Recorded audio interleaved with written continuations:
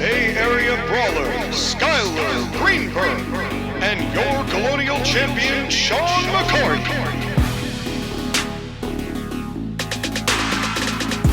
Welcome to the Court-Martail Podcast.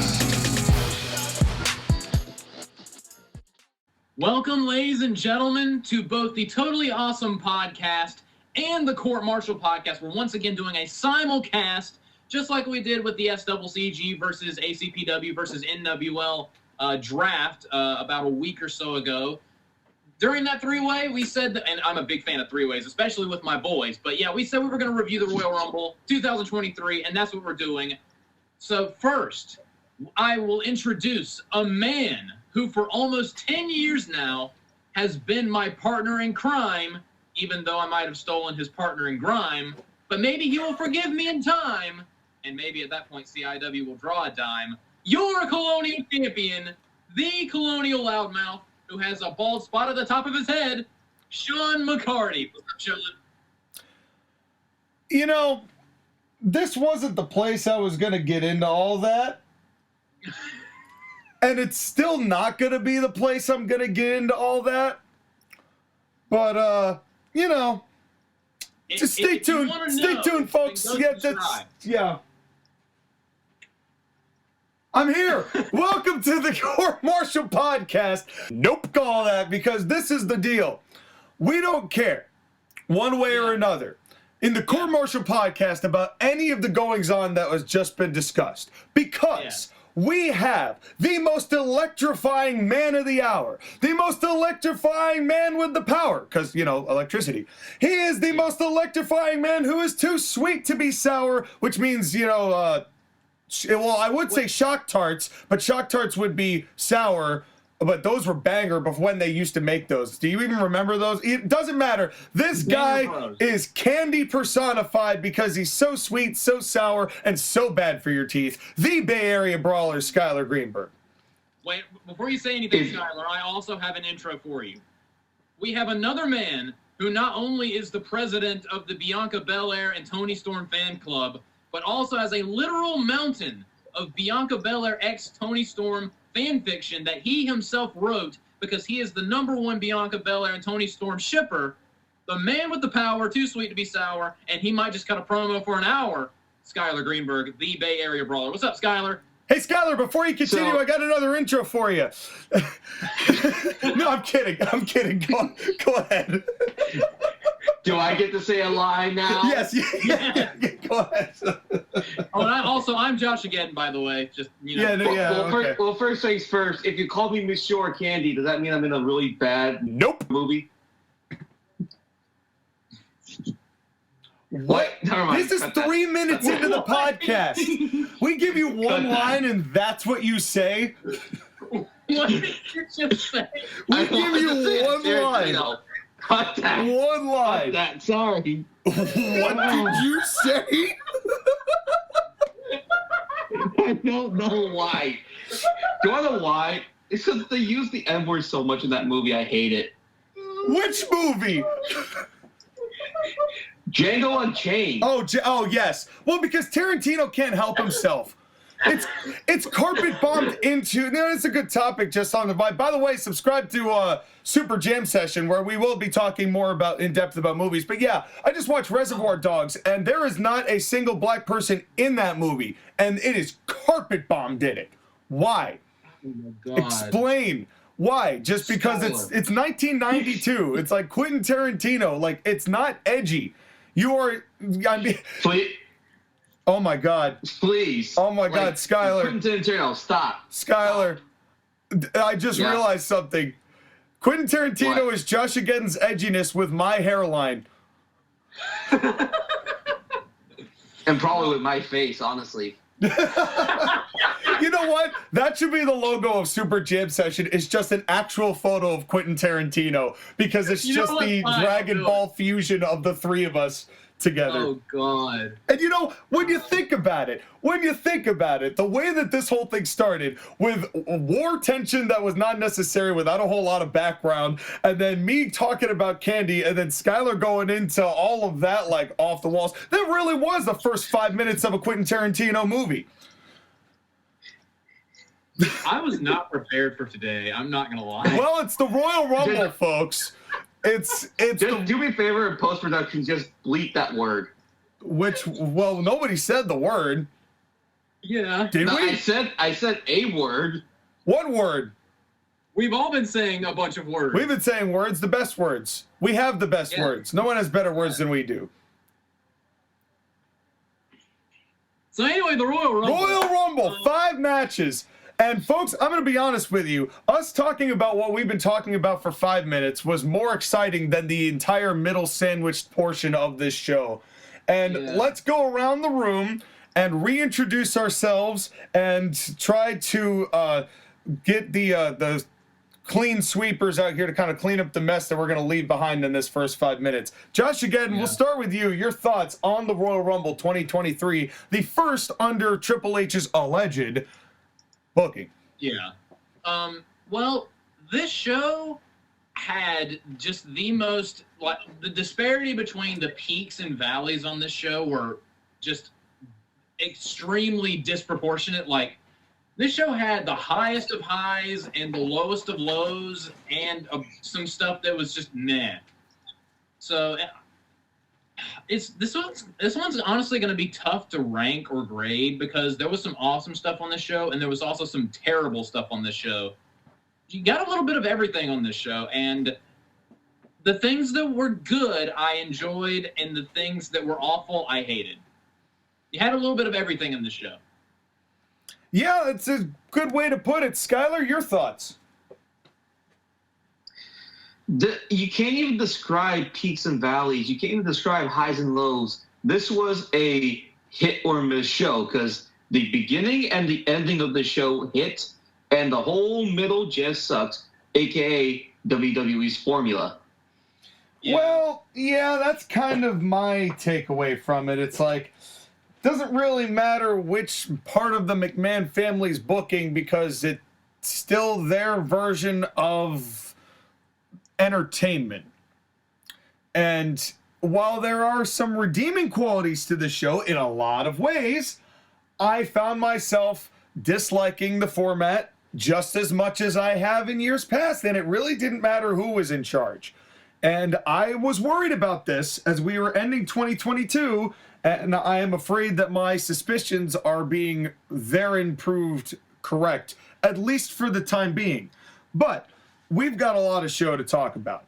And we start with, hey, let's go! And Pat McAfee shows up, and I weirdly wasn't surprised.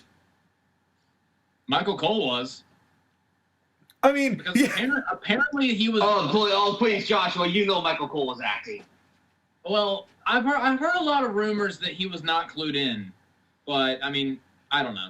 It'd be nice if he wasn't, but I do have to say, Corey Graves got me all night. This was one of the best Corey Graves outings I've heard from him in a while, and I think he fed off the energy of both Cole and Pat all night. But I love right when this happened and Michael Cole's freaking out, Corey Graves is like, you know what? Cancel WrestleMania. Shut it down. As if you have the power to do that, Corey Graves. Shut it down. I don't know why that tickled me so much, but that did. I thought that was really funny. Corey was a deranged lunatic on this show, and for the most part, it was entertaining. Well, and what I do really... Well, that's the thing, is that Pat McAfee brings the energy and the excitement to the show. Mm-hmm. Again, we bemoan commentary almost the entirety of the last 2 or 3 years, except whenever Pat McAfee's on commentary. Yeah, exactly. And to be fair, I mean, Corey Graves is not nearly as bad as he was. I mean, him not being near Saxton is a gigantic plus. But I do also really like how all throughout the night, I'm going to put over the commentary, and Cole is included in this. I'll put over the commentary, there wasn't bickering. There was making points and making jokes and kind of doing like slants, but it wasn't back and forth bitching. You know, there were disagreements, but there was no cackling hens. Yeah, very civil, very respectful, very civil, not catty, stupid shit that nobody really would say.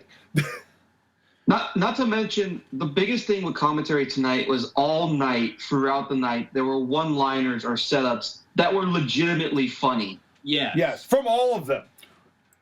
You know, but I mean, Pat especially, but Corey got some good ones in too. I think that it was the 3-man booth I didn't know I wanted until I had it.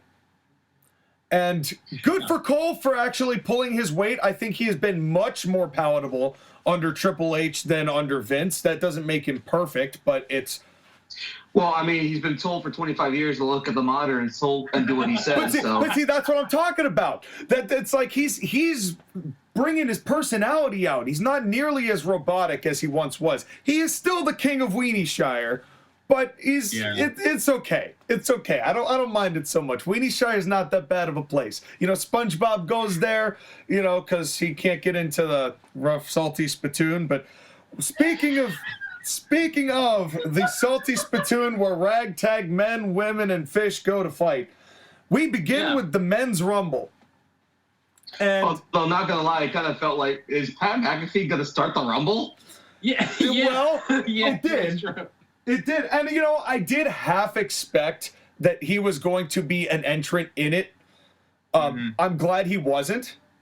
But it's, in any event, I am glad he was there. We begin with the men's rumble, which was a bold choice. And we will talk at the end whether this was the right decision or not. Okay. Because at the end of when we talk about this match. But this is the match that started. What did you think of the match? Both of you. I forgot to bring water, so I'm going to go talk to our PR representatives about those first 5 minutes and come back with some water. I'll be right back. All right, Skyler, you go first. You give your brief overview of what you thought of the men's rumble. Joshua, we reviewed the 2022 Rumble, and what do we think of it? It was just the most boring, watching paint dry sack of horse shit of all time. Exactly. 2021 was a ho-hum Rumble. It wasn't great, but it wasn't terrible either. It was shackled by the Thunderdome. It was shackled by the Thunderdome. 2020 was arguably one of the best booked Rumbles of all time. 2020 is legitimately probably my favorite Royal Rumble from a booking perspective. Put it on my PR tab. Put it on my PR. And in many ways, this Rumble was a return to that style of booking where it enhanced the match. It made people important. Again, the Royal Rumble is a great match to determine who is important in WWE right now, who isn't important, the way people get treated, the way things go, and most importantly, above everything else, what on this show is going to be part of WrestleMania. And there are 3 or 4 different WrestleMania matches set up by this Royal Rumble that I think all of us have some interest in, one way or another. Yeah, which is the complete and total opposite of what they did last year. They didn't set up a whole bunch of storylines at last year's Rumble. They spent most of last year's Royal Rumble killing storylines. Guess the difference. Well, the difference is that they set up one match, which was Roman Reigns and Brock Lesnar. Oh, I was going to say Vince McMahon, but yeah. Both true. Both equally true. And Skyler, I just want to say I loved it throughout this Rumble. You kept messaging the group chat saying, "Did Joshua book this thing?" And I was like, I take that as a compliment, sir, because this wasn't my favorite moment on the show. This was my favorite match on the show because I thought from beginning to end, this was balls to the walls action. Most of everything made sense. There were a couple nitpicks, which we will get to later. But for the most part, I loved this match. I thought this was a great Royal Rumble. Far and away, just heads, toes, and shoulders, and elbow pads, and penis tip above last year's Royal Rumble. And I just thought it was great. I don't think it was as good as the 2020 Rumble, but it was damn close. Well, I put this somewhere in my top 5. I thought it was well booked, well paced. You know, I think sometimes what happens is the entrance in these Rumbles come in clusters. Like they'll do 7 or 8 people that don't matter. And then one person who's like, oh, legend. Okay, he'll get like a minute and a half in. And then another 5 or 6 people that don't matter. And then another big name comes in, and then another big name comes in, and then another big name comes in, and then another like 5 people don't matter. You know, sometimes they pace it out poorly. And also massively misjudge the amount of reaction Dolph Ziggler is going to get on that night. And I will never forget that when Dolph Ziggler came in and the crowd went dead fucking silent. Sean, it happened twice. I know. 2 separate rumbles. I know. But it was worse. There was once when he was number 30 and it was just nothing. 2018. Yeah. 2018. And it was and he came out with like Dracula pants on. Like like he had some weird like vampire face thing. I was expecting like, is that Alucard on his pants or something? Oh, number 30, Nosferatu Zigglesworth. Yeah. Oh my God. You know what? I could see it. I could see it. Make it happen. TAWTF Superstar. Yeah, I was just about to say that's a great Halloween special lined up on the docket. But I do have to agree. I think that this match was fun. From the beginning to the end, it was fun. I think I'm never going to like Shitty and Poopy. Yeah. I'm never going to like them. I don't know what it is, and I don't know what the fuck they were wearing tonight. And we're going to break this down. I got lots of notes here. And I sent a photo to the both of you, and I'm going to post it right here for like 3 frames. And that is the compilation notebook of all of the notes I've taken for the past 3 or 4 years in wrestling pay-per-views. I could write a novel at this point. You probably should. I would read it. I know you would. Would the title be Wrestling is Ruining My Life, but I still love it? My slow descent into madness. This is why I drink the book. Yeah. Well, thankfully, I actually quit drinking, and Royal Rumble, I quit drinking, and wrestling made me do it, go back. Yeah. Anyway. Wrestling knocked me off the wagon. Yeah. Well, you know what, though? We got a long haul, so let's talk about the Rumble. I'll write a better country song about it than Hardy would. So, here's the thing. I like the opening, too. It's a great callback to Cardiff, Gunther, and Sheamus. Gunther was obviously the star of this match. Oh, yeah. I mean, as much as Cody got, he got the win, but this really was Gunther's day to shine. Really giving the Intercontinental title some much-needed prestige. Even though for the past several months it's been getting nothing but prestige under Gunther. But tonight, like, he was the Iron Man of this match, and it was great. Not just the Iron Man of this match, but the Iron Man in the history of the Rumble, because he passed Rey Mysterio for the longest amount of time spent in the Royal Rumble. Yeah, they did make these Rumbles. Not counting the greatest Royal Rumble. Oh, please, let's not. That pile of dog shit that happened. Which is the weirdest circumstances, because the Iron person in that Rumble was Daniel Bryan, who had just come back from the 2 years of retirement a month earlier. And all of a sudden he's wrestling in 94 minutes or whatever it was that he... Remember the green belt Braun Strowman one? That we never saw again? That match is non-canon. It doesn't exist. Yeah, you tell that to the Saudis, Skylar. Tell that to Braun. That's right. Well, we keep going through here, and the next thing I write is, I am so goddamn sick of everything New Day. It's over. Me too. It's over, guys. This was a fad that got over, and I understand it got over, and there's definitely, it's nothing against the guys. It's just that the presentation ran its course like 4 years ago. It is 2023. I do not need to see any more of Kofi Kingston and Xavier Woods being wacky. It's dead. It's dumb. And then Kofi blew his Royal Rumble. Oh, no, Joshua. We'll get to that later. We'll get to that later. I have a mini rant for that. I'm just raring and ready to go. He got concussed. Go ahead, Sky. Lead blown. Okay. Besides, we skipped the Miz coming in, by the way. What did we really need to do? By the way, actually, you know what? We've been waiting for the Miz to get into the ring still, because that ramp was so goddamn long. Yeah.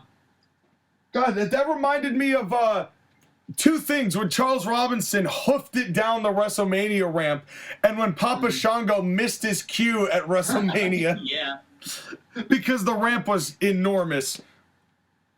That was too much because it took forever. I loved that the Miz's gimmick in this match was Sheamus and Gunther are going to beat the shit out of me while fighting each other, and then I'm going to leave. That was great. Well, also Johnny Gargano got in on that action too, which, what the fuck is this rip-off Rebel Heart theme for Johnny Gargano? I liked it better. So I liked it better. Fuck you, Sean. I do not know good music. Whoa, so really, sir? Oh, really, sir? Would you like to test that theory? This is the guy. I was about to say, did Hardy create this remix of Johnny Further Gargano's proof that Sky does not listen to ABPCT music, folks. I'm going right into that damn transition. I don't care what program we're on. You want a real taste in music. You don't go to Skylar goddamn Greenberg. You don't go to the West Coast. You go to Connecticut. You go to the 860. You go to the 203. You go to Spotify, Apple Music, and you look up White Knux, spelled W-H-I-T-E, space K-N-U-X, or Abizzle, spelled A-B-I-Z-Z-L-E,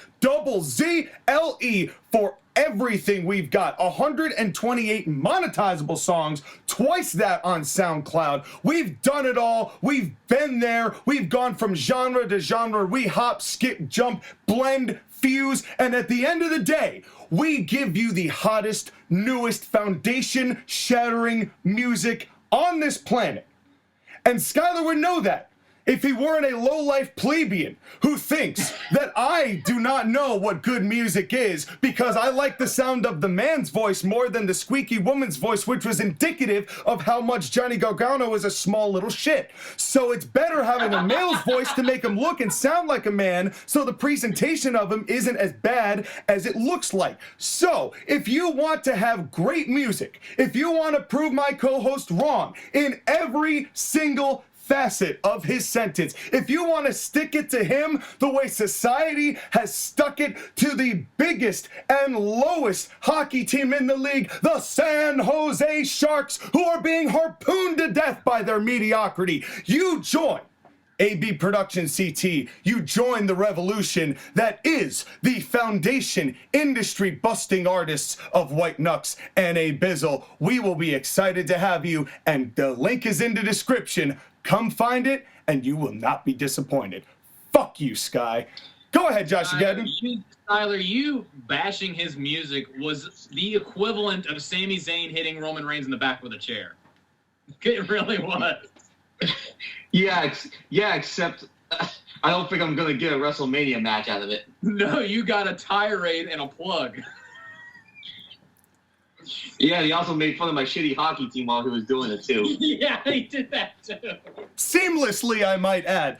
But in any case... Something that wasn't seamless, Kofi goddamn Kingston. Yeah. Can we retire the Rumble safe spot, please? Well... It's old, it's tired, and for 2 years in a row, you fucked it up, and this time you've concussed yourself. Kofi, retire the spot. Before we got to that, they did that stupid, like, bongo on our booties thing. Yes. And Corey Graves is like, what the fuck do you call that? I'm like, stupid.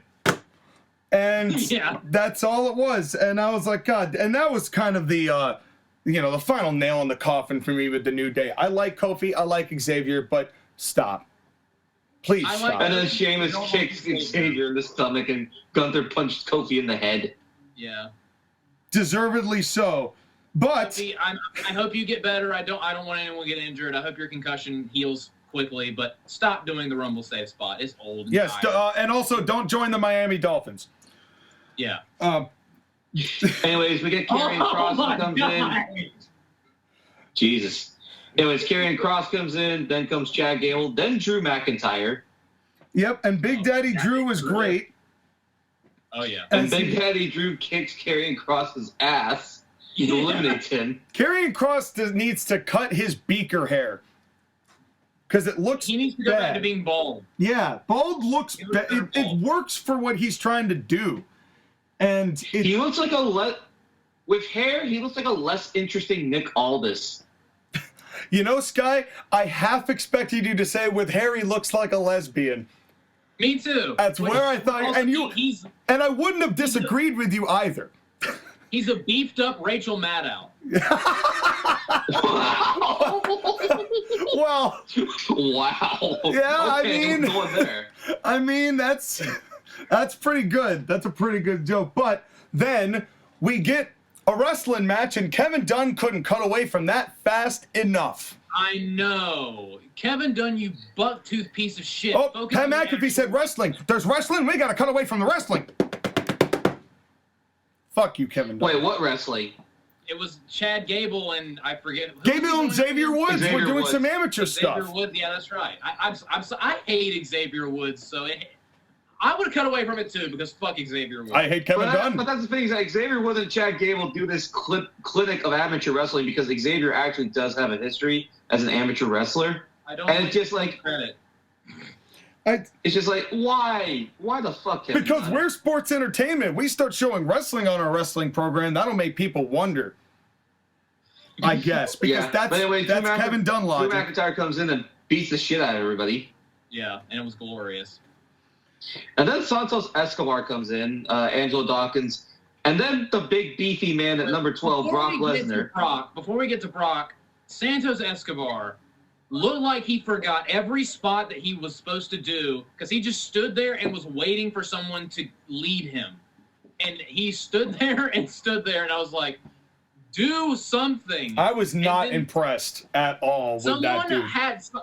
Who was it that tried to Irish whip him in a particular direction, and they were like, oh, no, we're supposed to Irish whip other direction, turn around. Yeah, Well, yeah. In their defense, it is kind of hard to do spots when everybody's kind of hopping around and trying to be in their own corners. Although that is one thing that I am getting kind of tired of seeing is everybody just kind of sitting in the corner watching what's going on instead of like properly selling and continuing the fight. That's always been an issue of mine. I mean, and actually there is a part with Gunther whose body language was amazing. I'm going to point it out a couple times. One was when the Brutes or the Banger Bros or whatever the hell their names were, when they were both going after Gunther, and Gunther's like, whoa, okay, hey buds, like, cool, you guys are big, I'm big too, but there's two of you, so I'm gonna be over here. And it just, I loved that. He knew when to back up and when to be like intimidated and know when that was not an advantageous situation for him. He is so smart with protecting himself and his gimmick. It's incredible. He really is. And then the big beefy boy comes in. And then Beefaroni, the master of the canned sugar pasta. Yeah. Yes. This follow-away slam elimination on Santos. Holy fuck. I thought he broke that man's spine on that because he bounced off that apron, and I almost jumped out of my chair. That was brutal. By the way, just a quick thing with Santos. It's the first Royal Rumble he's ever done, and it's not a usual match type that people normally do. So it's one of those things where, like, it's understandable that it's his first time doing it. He's green. He doesn't know how to do it. Yeah, it just was very obvious that for a couple seconds, he looked like he had stage fright just washed over him. And he was like, oh, fuck, what am I supposed to do? Yeah. And then that's the thing is that, like, we're saying this about Santos Escobar, who was only in there for 4 minutes, but Gunther was in there for over an hour and knew his spots. Yeah. Yeah. Well, and here's the other thing, too. There's a difference between Gunther and Santos Escobar. And also one of my favorite parts was when Brock Lesnar caught him. The only thing I could hear going around in Brock Lesnar's brain was, who the fuck is this guy? And then he threw him over his head. No idea who that was. Had no reason to even learn that motherfucker's name. Yeah. And that's what I love about Brock. He's like, I'm here to do my business and get out of here. Fucking murdered him. But this is where, again, I have to give Gunther credit because he and Lesnar are doing the stare down. Lashley's music plays. He's starting to come down. Gunther senses that it's now getting to be too long that they're just staring, looking at each other, and starts to hit him regardless of whether the camera has panned to Lashley or not. That is smart because that's reading where the people are and still making sure that he doesn't look like he's just being a stage actor. Mm-hmm. I fucking love this guy. I just, like, everything he does is so good. And that's the thing is that, like, he realizes, like, he needs to start doing something because he's going to look like a bitch in front of Brock Lesnar. He knife edge shots him. Brock no sells it. He almost like You weren't supposed to do that. Well, because he knew that it was going to look stagey if he just sat there and kept looking at him while Lashley took 45 minutes to walk down to the ring. Right, and then Brock getting a couple of knee shots and a suplex to Gunther, which, please, can we get that in the future? We might be getting it at Mania if the rumors are to be believed. Nah, I think Bobby Lashley and Brock Lesnar is the setup that they're going to go with. I do think that, but I also wouldn't be surprised if they do something at Elimination Chamber with them, and then they redirect it toward, like, they're teasing that it's going to be Lashley and Lesnar again at WrestleMania, but then they go a different direction with it. I don't know. But I don't think that's the last time we see them. At this point in the match, the 7 people in the ring, let's ignore Johnny Gargano because it's Johnny Gargano. He didn't do anything. Bobby Lashley. No, hold on. It's not Johnny. Brock Lesnar, Bobby Lashley, Sheamus, Drew McIntyre, Gunther. Like, that is a collection of hosses. Mm-hmm. And they said Triple H was and they said Vince McMahon was the big beefy guy. The one who liked beef. Yeah. How about that? Like, I think WWE now more than ever is the land of the giant because, my goodness, every single giant in that ring was some form of impressive. Yeah. There was a lot of... Brock Lesnar gets angry, throws a tantrum, grabs the announce table top, throws it into the ring towards Bobby Lashley. Well, yeah, we didn't talk about the fact that Brock Lesnar was out of this Rumble in under 3 minutes. Oh, yeah. Because Lashley tossed him out in convincing fashion. And then that was a stunner, and that popped the crowd. San Antonio was white hot for this match. Yes, it was. Yes, it was. They were into... And Brock Lesnar grabs the steel steps and hits the goddamn announce table. And then he murders a referee. No, he murders Baron Corbin. He murders Baron Corbin and then just launches a referee over the barricade, and I could not stop laughing. He did also get a pop for murdering Baron Corbin, too. Yeah. Because... Brock Lesnar gets a pop for anything he does that's cool and awesome and destructive. Yeah. Oh, I love Brock. And you have to wonder how much money just went to Brock Lesnar to go into a Rumble for 3 minutes, wreck shit, and leave. Yeah. I'm jealous. That dude... Imagine having that dude's schedule. Show up for 4 minutes, murder 2 people, leave. Yeah, $500,000. Yeah, earn 6 figures. Well, that's not a bad gig. I was thinking the same thing. That's a pretty damn good gig. Not a bad gig. But the only thing is that Adam Pearce and his group of producers come out to try and stop Brock Lesnar, and this will lead to a complaint I have later. But like Adam Pearce is like the biggest dork. Yeah. I trust Roman Reigns as an authority figure more than I trust Adam Pearce as an authority figure. Roman Reigns is more effective as an authority figure than Adam Pearce. Yeah. I would acknowledge the tribal chief overtake any sort of administrative tasks from Adam Pearce, who is capable of doing nothing. Yeah. He is a WWE official, which means he officially does nothing. Did you see on Raw 30 where during the tag team title match, one of the Usos banged up his knee, and instead of like them just continuing as a handicap match, he threatened to end the match and award the titles to the Judgment Day, and I'm just like, that's not what you ever do. But and then he replaced him with Sami Zayn. Yeah. And then on Friday Night SmackDown, when they were doing the tournament, the Viking Raiders Experience, Warlords, whatever the fuck they're called, attacked Sheamus and Drew McIntyre. And instead of giving the team they were supposed to fight a bye into the next round, he was like, nope, you're fighting this brand new team of Braun Strowman and Ricochet. Because reasons. Adam Pearce, ladies and gentlemen. Oh, and the Adam Pearce hate will continue. Seth Rollins has meanwhile danced his way to the ring almost before he has to throw Baron Corbin in, super kick, stomp, throw Baron Corbin out. You were right. I did book this Rumble. And we also forgot the part where I did like, there was a little bit of Weenie Shire Cole when they're all talking when Brock's still wrecking stuff.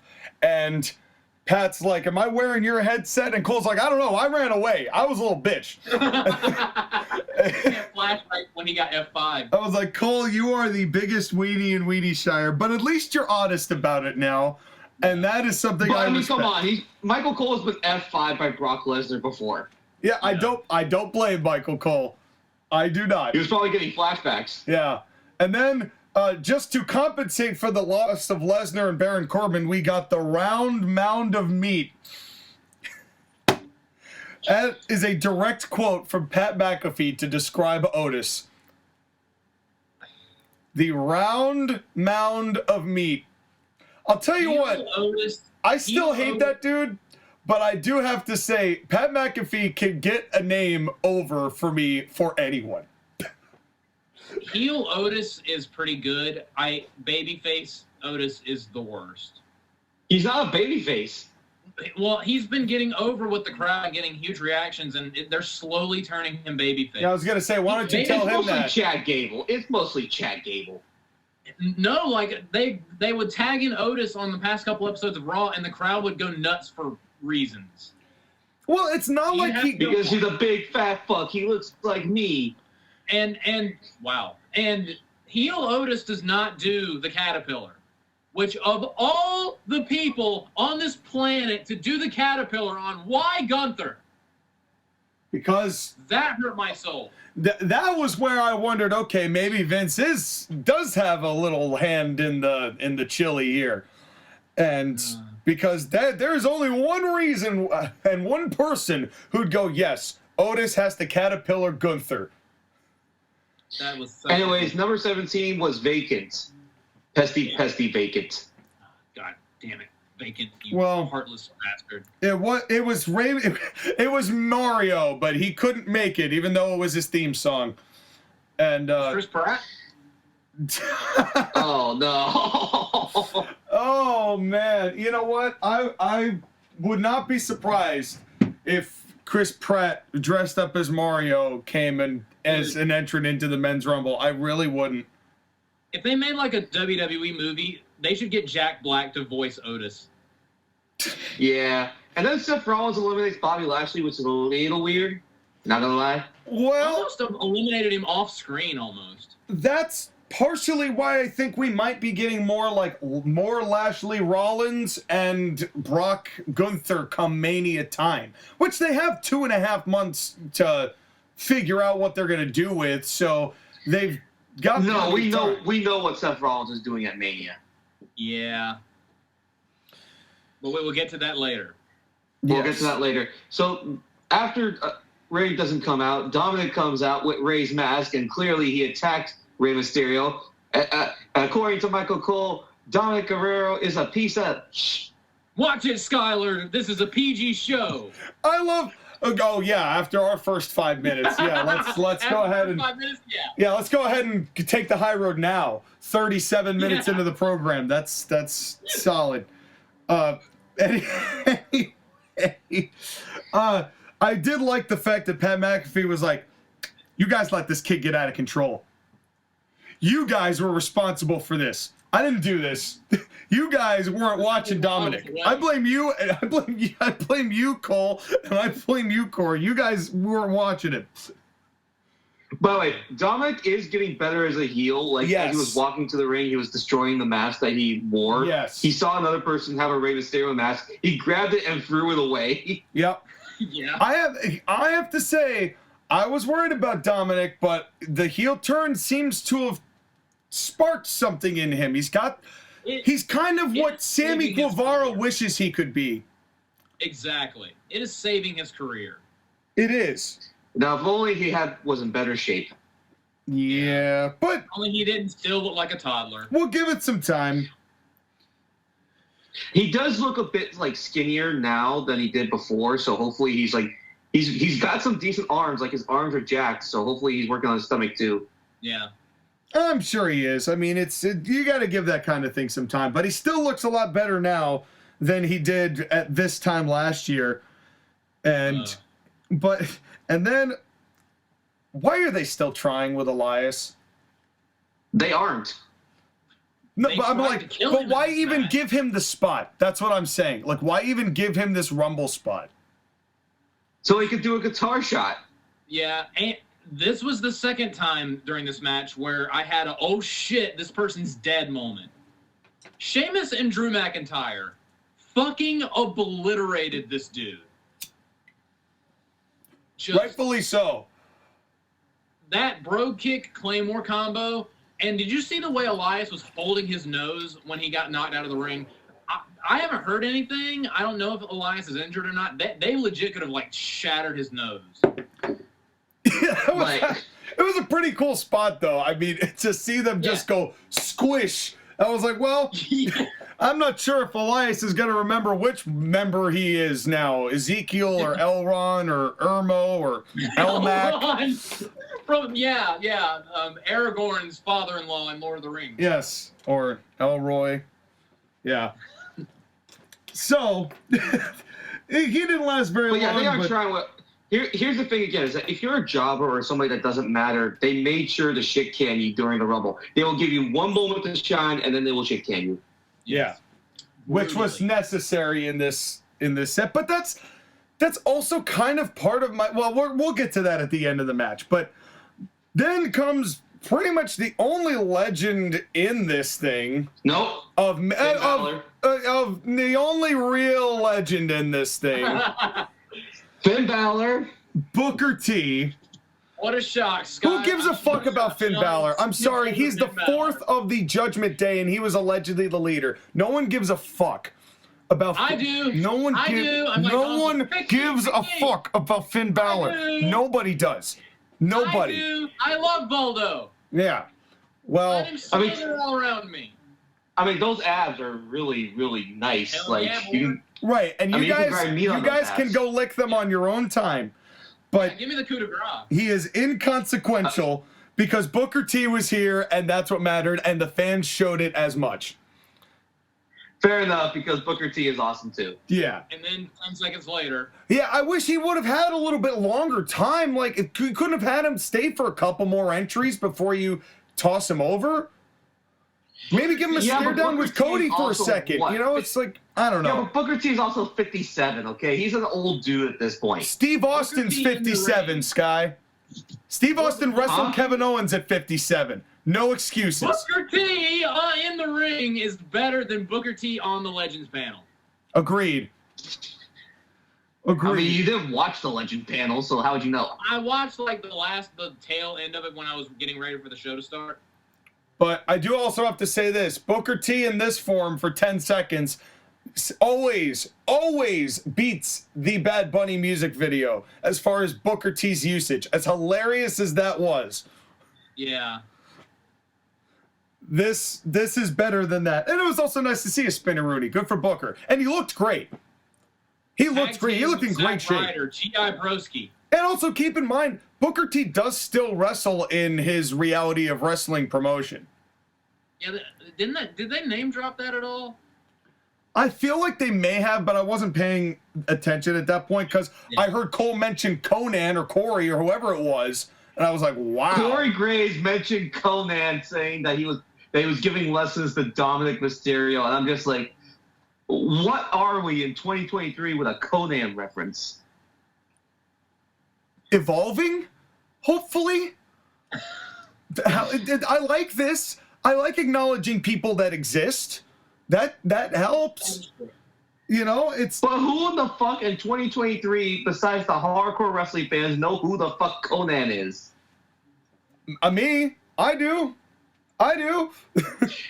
You're a hardcore wrestling fan, so that's what I'm saying. Well, then we all popped, and then we moved on. And the other people were like, whoa, Conan O'Brien? And then they just didn't get it, and they still watched the match.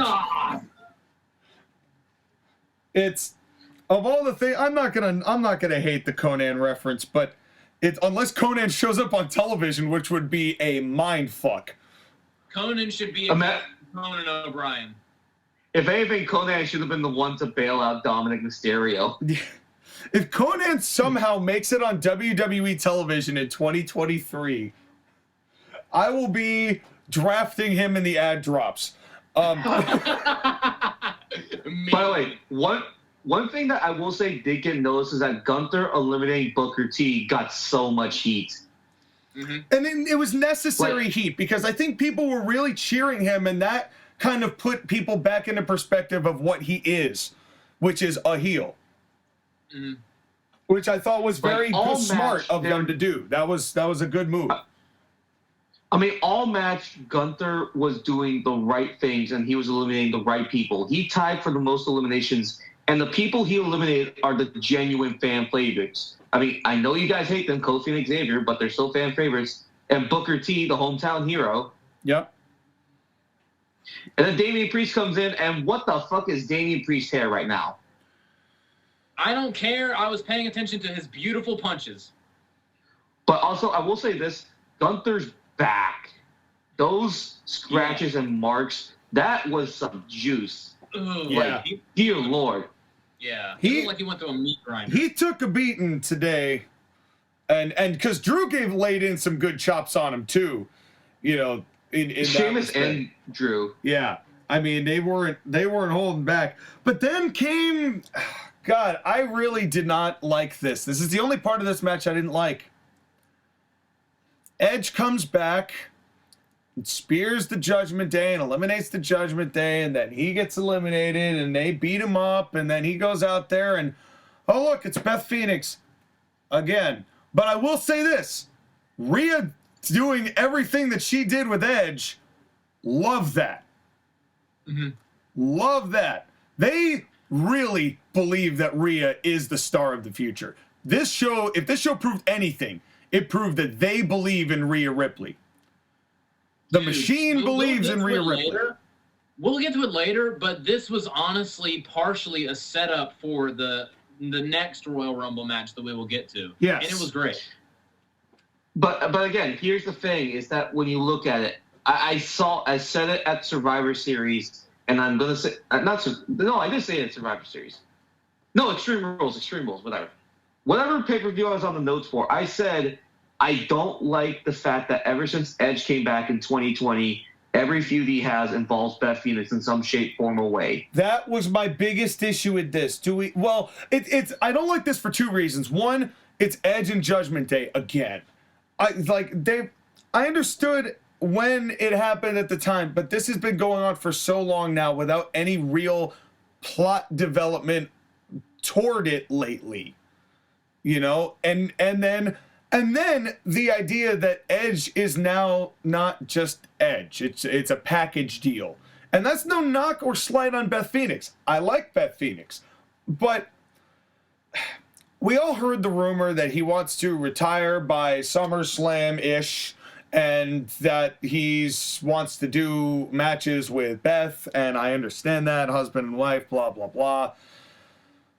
But it's They name-dropped the Grit couple. Yeah, but it's really losing its star value to me on both of them.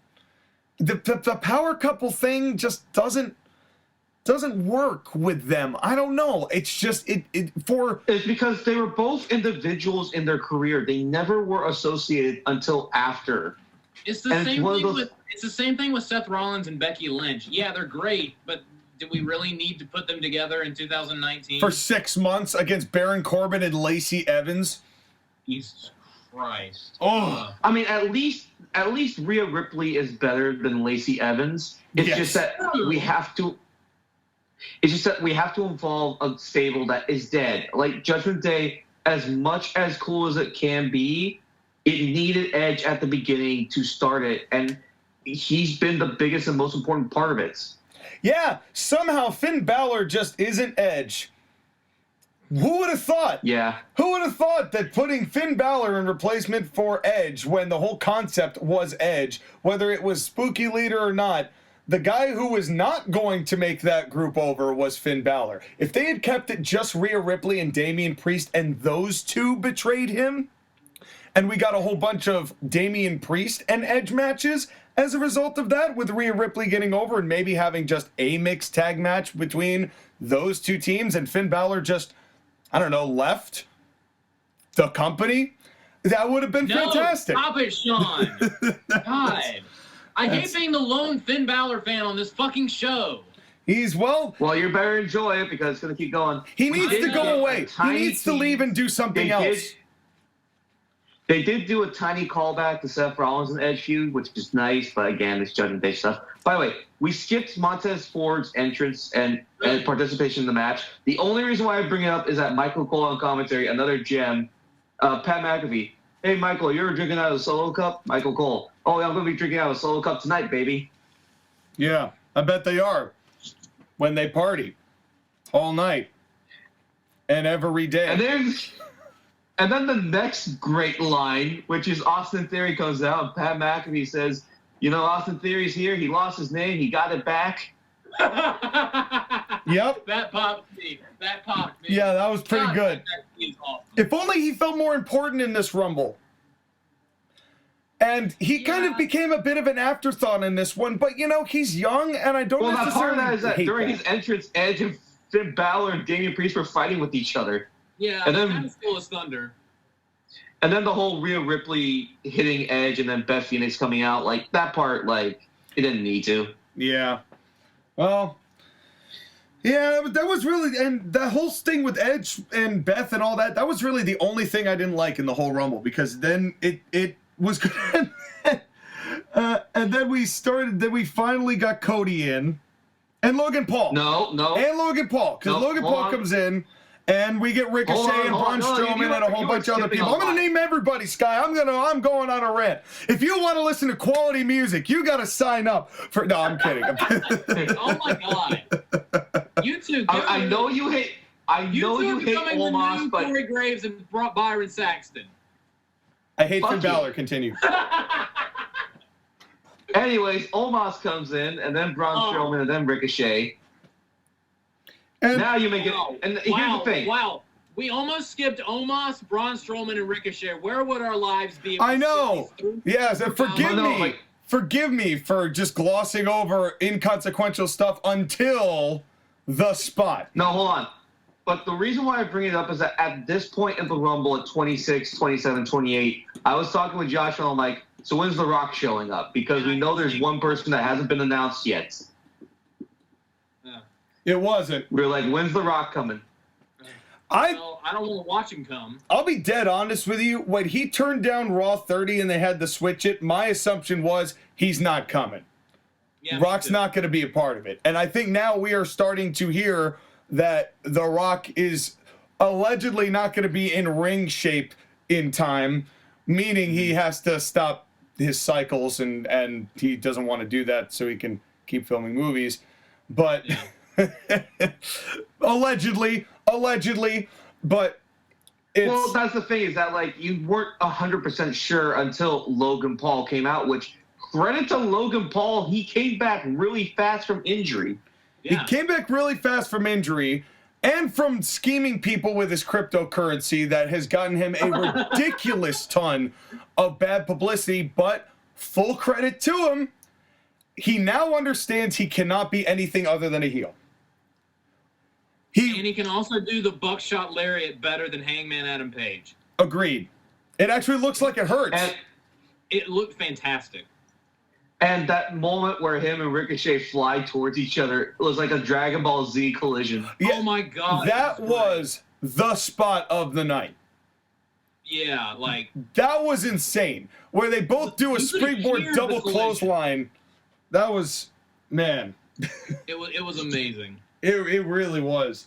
And when they did the replay of it, I was just like, I couldn't look away. And also, full credit to Kevin Dunn for that one. They will cut to that immediately, and we're like, okay, we're going to do it quick. We're going to do this, and go right back out of the picture-in-picture. You know, that was a solid and smooth transition of, holy shit, what the fuck was that? Oh, look, there it was. Okay, back to the match. But... He at least understands that he has to be a heel, but I loved the final four of this match. But oh yeah, I don't think we really needed the pedigree off. You know, I don't think that was necessary to be like, I'm a bigger dick sucker of Hunter. No, I'm a bigger dick sucker of Hunter. And I was like, okay. I mean, come on. You knew that Triple H was booking this match, and he was going to get his Triple H isms in. If it wasn't going to be a steel step bump, it was going to be pedigree. Oh, we got a steel step bump tonight. We'll talk about that. We'll talk about that steel step bump. By the way, another thing, too, is that Sheamus and Drew McIntyre during this time did get eliminated by Gunther, which also got a big amount of heat. Yes, and it was great. Yep. They used Gunther so fucking well in this match. Perfectly. And that was the best part. And I do have to say, when I forget what Cody did to him. I think he just hit him. I forget how Cody hit him, but you could see Seth's mouth, "You motherfucker," and I'm like, "That's not nice, Seth. That's not nice. That's not PG, Seth." But unlike this program. But then the final two, I don't say this very often, and there's only been a handful of times when you could say this is the case in Royal Rumble history. Hold on. You just missed it. Like, you missed Seth Rollins and Logan Paul getting rid of each other. Okay. We get to the final two, which are Cody and Gunther. Fair enough, but what do you think of a Seth Rollins-Logan Paul feud? Seth will lead him to a terrific match. I think that I feel like the promo exchanges will be very entertaining. I think it's going to be hard to see Seth as the way that he speaks right now as a babyface. And he's going to have to be. And I think he's going to have to kind of just go back to being regular old Seth and kind of quit the Raw Luigi stuff. And if that's what comes out of that feud, then I'm all for it. Because I'd like to have Seth be Seth again, because this whole thing he's doing is ridiculous. It's been ridiculous. He's a terrific worker, maybe one of the best they've got consistently. But it's just silly, and you can't take him seriously, and you can't take him as a viable, they'll put him as a champion again probably at some point, but it doesn't feel like you could take that seriously. And especially with the amount of beef in this match, so hopefully that'll bring Seth back to like something of a regular level. So we'll have to see what happens with that. I don't necessarily, I glossed over it mainly because I'm not positive that any of these feuds are actually happening. Because we don't know for sure. It's like they tease things, and they're great at teasing things, but we know more better than anyone how much they just throw shit together half the time between now and WrestleMania, save for the few like key angles. So I don't know what they're going to retain from this, because they could go in completely different directions. And that's... So the final two... So the final two are best case scenario in Rumble, and you can't say that a lot with Rumbles. Yes. The final two are the best case scenario in Cody and Gunther, and I loved their little mini match. Gunther was such a brilliant choice to have go up against Cody, because Cody, came back from a torn pec. What is Gunther famous for? Chopping pecs. The shit out of your pecs, making you wish that you didn't have pecs. Yep. And it was a perfect way to inject sympathy into Cody before he won the match, because you knew he was going to win, and there was a worry that people were going to rebel against Cody winning. But when Cody came out, he was over. The crowd was excited to see him, and they were chanting Cody before he came out. And then you kind of feel that they wanted him to win because of how badly Gunther was just kicking his ass and beating his chest. Yeah. But there was that's the other thing, too, is that they did the subversion of the expectation of the heel comes in at 30, the babyface is at 1, and the babyface has to overcome. They did that with the heel being at 1, the babyface being at 30, but the heel making the babyface work for it. Mm-hmm. And there's an extra level of genius to this, because I did Cody Rhodes and Walter before, and they did years ago, and they said that JoshAgeddon booked this Rumble. Well, I booked the fucking finish. But I'm kidding. That's not the real level of genius to this. The real level of genius to this is that the smarks out there, if Gunther had beaten Cody and they decided to swerve people, they would have gotten right behind him.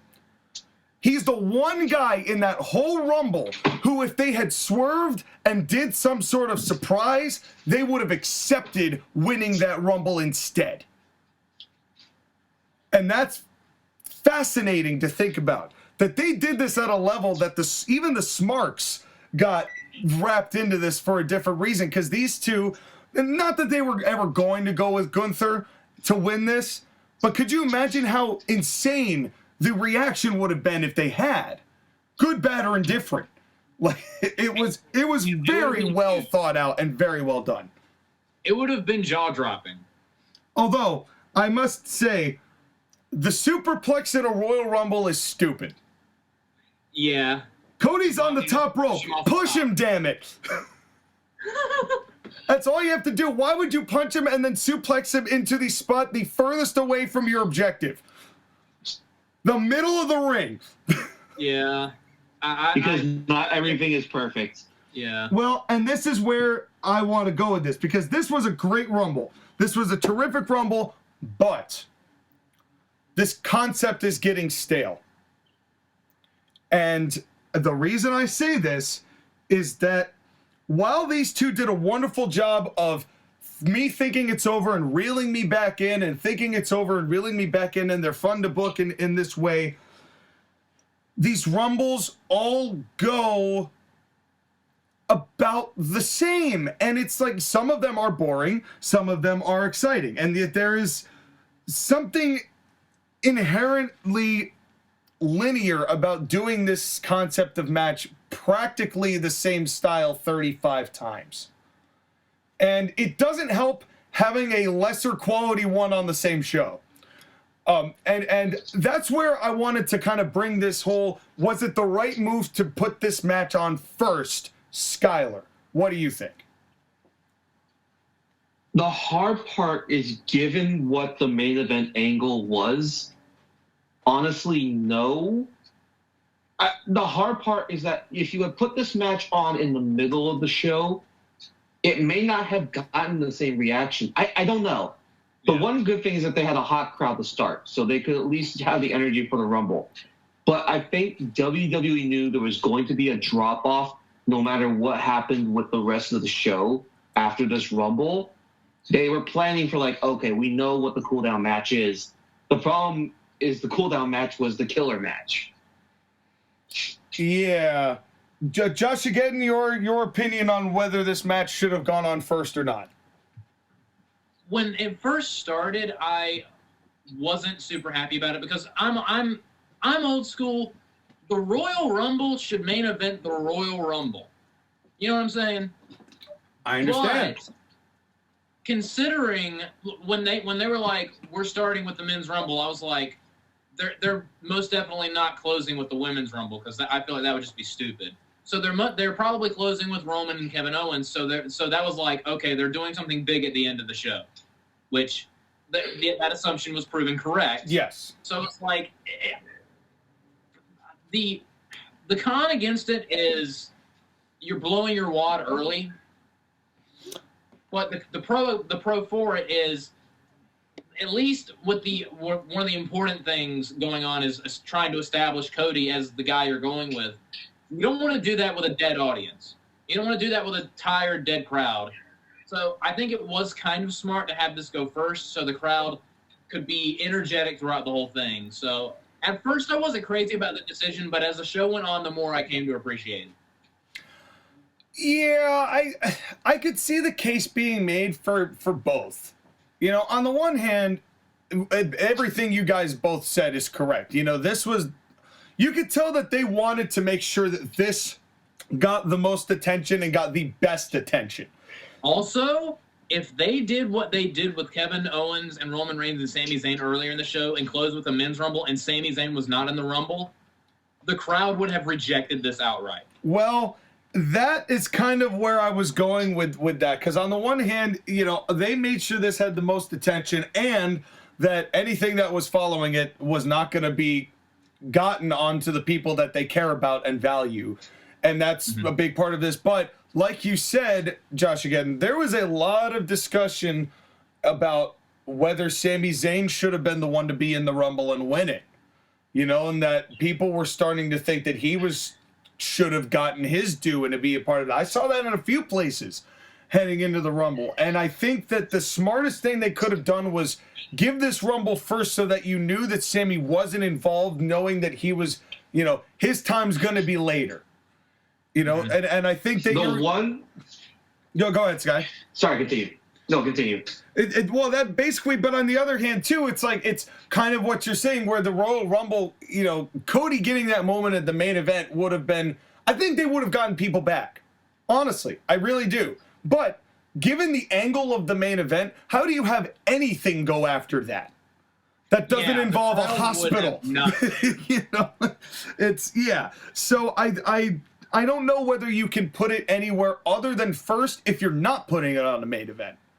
Yeah. So The one concern I do have, though, looking at the situation with Cody, is that no matter what happens, there's going to be a little bit of like, oh, Cody was shoehorned into the main event of WrestleMania against Roman Reigns. Because we're assuming that Cody Rhodes is wrestling Roman Reigns. Yeah, unless they do actually decide to split the belts and do what I suspected they were going to do and have Sami Zayn beat Roman Reigns at Elimination Chamber and then have Cody beat Roman Reigns for the WWE Championship, which he was wearing tonight instead of the Universal Belt, mind you. Thought that was an interesting little detail. But the thing is that you're not going to take Roman Reigns' near 3-year title reign and end it at Elimination Chamber. It cannot be ended at a show anything lesser than WrestleMania or SummerSlam. Then I don't know. I've seen weirder things happen. We didn't think that Eddie Guerrero was going to beat Brock at No Way Out. It's the WWE title. No matter how big a reign that was. I know it's a bigger reign with Roman Reigns, but it's for the sake of what Sami Zayn has put together and what how deep the crowd is behind them. It's a weird dynamic right now. I feel like, and especially with this interview he just did, Sami Zayn, where he's like, I could see myself as WWE champion. I'll never be the guy, but I could definitely be a WWE champion. I don't know. It's just, I'm not ruling it out. It feels like they're getting to a point where Sami may end up challenging Roman night 1, and they have Cody challenge night 2. Especially if they're not getting The Rock. And that could be a circumstance that we have to come with. I really wish they weren't going to split these belts up, but every report I've seen seems like that's where they're headed.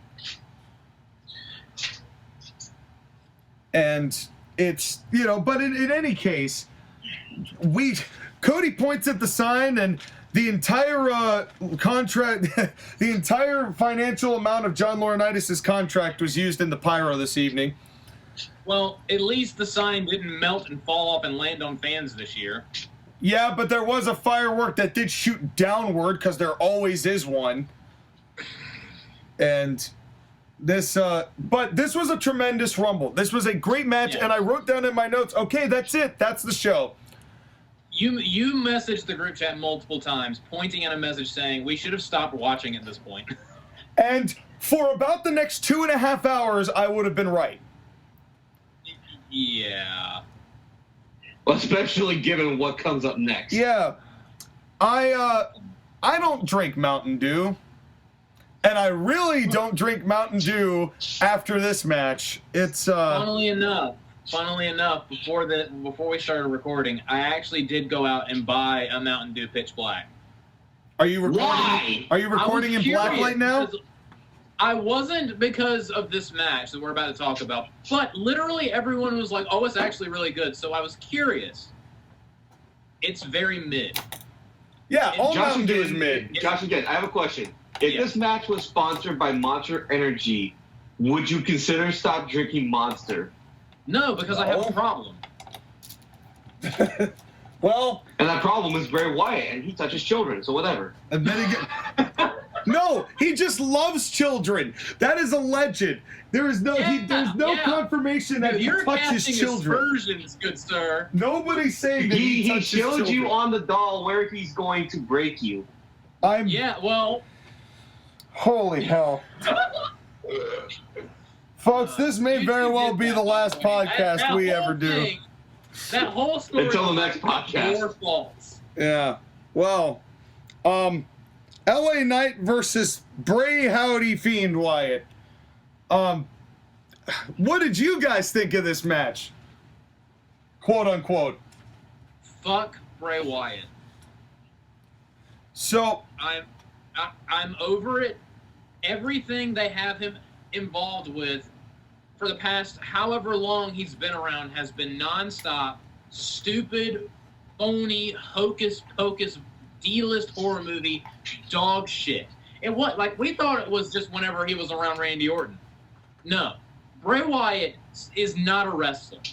He's an illusion. He's like a parlor trick guy. He's like a fortune teller. He's not a wrestler. He's David Blaine. He's a shitty gimmick. He's basically if Bruce Pritchard went emo and decided, I'm going to go in the ring a couple times. That's Bray Wyatt. And it's awful. It's fucking terrible. And I'm over it. This was the payoff. This is what Bray Wyatt's return that has been building since before Extreme Rules. This is what that whole thing with the White Rabbit was leading to. This pile of dog shit. Sponsored by Mountain Dew. He's such an evil, destructive, horrible being, but he's got sponsors. Yes. Fuck you, Bray Wyatt. I'm done. From now on, Sean, for your own sanity, you started skipping Ronda Rousey segments and matches. Yep. I'm doing the same with Bray Wyatt because I can't take it anymore. I'm with you there. I'm over it as well. I am kind of at the point where I feel there's no more redeeming qualities. He had one good match, and that's one that Skylar doesn't even like, against The Undertaker at WrestleMania 31. That's the only match I've ever found of his that I really am like, you know what, that's a match I'll go back and watch and enjoy. And how much of it was Bray Wyatt, and how much of it was The Undertaker. And again, the very little I liked in this match had to do with LA Knight being great.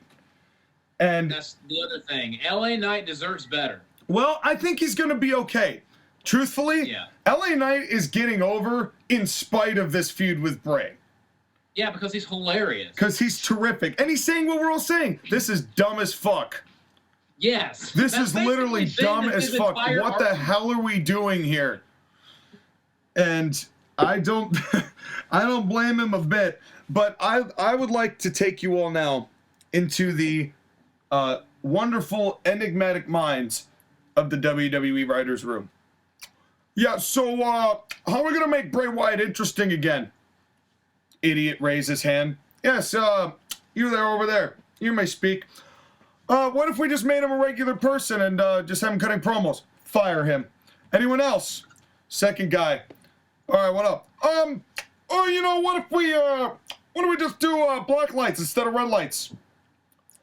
Ooh, I like that. And the opponent, he can wear neon colors, and there will be a table that'll be full of confetti that we can explode, and it'll go pew, and it'd be like Buzz Lightyear. Give this man a promotion. It's like, you know what? Would you like to be on the board of directors, pal? And so the writers, the genius form of the writers was Naomi got fired, and we still have the blacklight budget. Yeah, Bray Wyatt is the new incarnation of Naomi. Changed my mind. I will change your mind, because you know who he is? He is WWE's Chris Jericho. Oh my God, that is accurate. Oh. Both in tumor size and in fatness. I was about to say, in booking and in girth. Any objections, Sky? This is all you guys. I'm just letting you guys do this because this is your anger. This was such fucking... Well, I don't really know what you thought about this, Sky. What did you think about this match? I think all the same things that you guys do. I hated this. It's just I don't have the emotional attachment for Bray Wyatt that you guys had at the beginning. So I don't feel the same type of anger. Well, I'm not even that mad. It's just because we've seen all of this before. This isn't even the most egregious shit he's done, right? This isn't even the worst of it. But think about that. But how many goddamn chances is this motherfucker gonna get? Like, I get wanting to bring him back. And when he was cutting promos just about himself for those 3 weeks before the writer I talked about got fired, that was great. Where he felt polarized and confused, but he was being honest with the people, or at least it looked like he was being honest with the people. That Bray Wyatt I wanted to see. Human Bray Wyatt I wanted to see. Wyndham Rotunda I wanted to see. All of this hokey garbage that we've got foisted down our throats that they think we want, that we have never wanted and has never gotten over, from the goddamn bugs that go down on the screen at WrestleMania to Alexa Bliss wearing the bloody crown with the Jack in the Box horse shit, to the melting, to the Shredder costume, to all of it. All of it. Uncle Howdy. The hologram. The holograms, the puppets, goddamn the TV and Dean Ambrose's face. The Firefly Funhouse match. All of that. The House of Horrors. All of that. Name me one moment of Bray Wyatt's that you could say was, oh my God, I need to see him again. I've got to watch him again. He's so captivating. He can talk, but when you find out that he says nothing and has never said anything in a decade of being on television, you have to wonder what the value in this guy is here. Because you cannot tell me this is with a collar and we'll tie it. You can't tell me this match. You can't tell me that this is selling tickets. You cannot say that it's selling tickets. And no, of course it didn't. Because Rocky Raccoon was too busy making Bray's makeup so he could go out there and look like Rocky Raccoon. Oh, look into his eyes. Oh, I can't. Oh, wow, that's a tip. This was the one match where I felt bad for Pat McAfee because he literally just sat there going, I don't know what to fucking do. This is not real. This is not real wrestling. This is not anything that I, the sports commentator, the sports analyst, would know. Because this making no sense. So he just sat there going, yeah, wow. Is this over yet? Yeah. And I felt for him because he comes back and that's what he has to deal with. Ugh. And by the way, there is still a warrant for the arrest of Bray Wyatt for murdering 53,000 San Antonians, because after this, it took a lot to get this crowd back into caring about anyone or anything for at least another 90 minutes. Dude, the second the lights went out, the crowd died. Well, I think it was more the second the black lights went up. Sean, I will paraphrase a line from you. When the lights went out, the crowd died as Bray Wyatt should. Yeah. Yeah. Well. His career. At least we got a Ken glow stick. Sean. It was a lightsaber. It was poison. It's, if you drink enough of those, they have you pump your stomach when you drink. If you break open glow sticks and stick it into somebody's Mountain Dew, they have to pump your stomach if you drink them. And that was, you could actually literally die. How do you know this? And I had seriously contemplated it by the end of this match. I wanted to jam something into my eyes. Yeah, it was terrible. It was probably the only place you could have put this match, except for never booking it ever. On this card, it was like, all right, let's get this out of the way and just get it over with. Are you telling me that we have an early contender for worst match of the year? Oh, this one's definitely up there. This one is definitely up there. Early contender for worst male wrestler of the year. But wait, it didn't end with the match. No, because somebody else explain what happened here. Okay. So Bray Wyatt kicks the ever-loving crap out of LA Knight after he puts on another mask and then, wins the match, whatever. LA Knight starts doing this fake thing where he's running away from Bray Wyatt demon thing with the glow stick in hand and starts hitting Bray until they get to this staged area where Bray Wyatt puts him on what is clearly a crash pad, and Uncle Howdy appears at the top of what appears to be like a forklift or something like that. Or like one of those low construction things. He's on the top of a scaffolding. It was like 15 feet in the air. And Uncle Howdy jumps off of the scaffolding to completely miss LA Knight and vanishes into thin air while Pyro is going off. But this is the brilliance of Kevin Dunn. he shoot the camera angle that looked right into the lights so you could see none of it. This was so dumb. My question is, how much of this was Bray Wyatt's idea? All of it. All of it.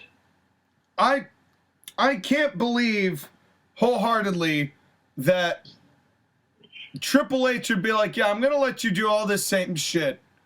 I don't know. I don't know.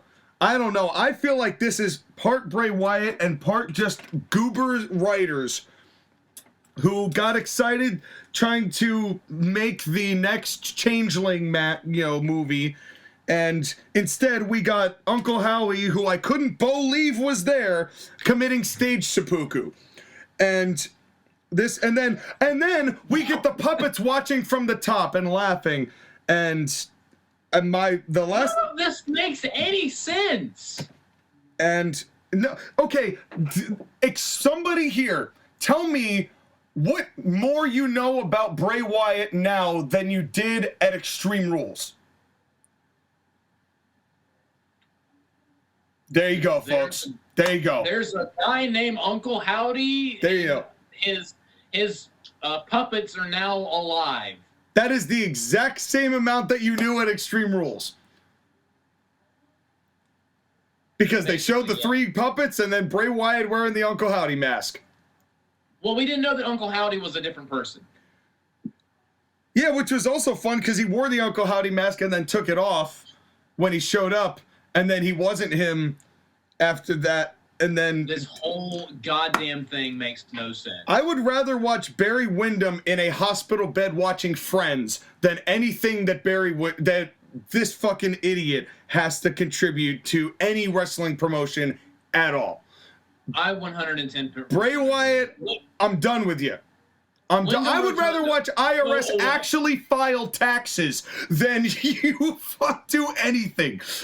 I would literally rather watch every women's Royal Rumble back to back to back at half speed than watch anything Bray Wyatt related ever again.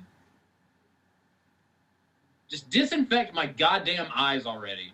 Well, no, we can't, JoshAgeddon, because now it's time for female version. But before we get to that, I want to say, God bless LA Knight, because the fans are cheering him in spite of all of this. Because this guy knows what he's doing. And this is why I like this guy so much. Mm-hmm.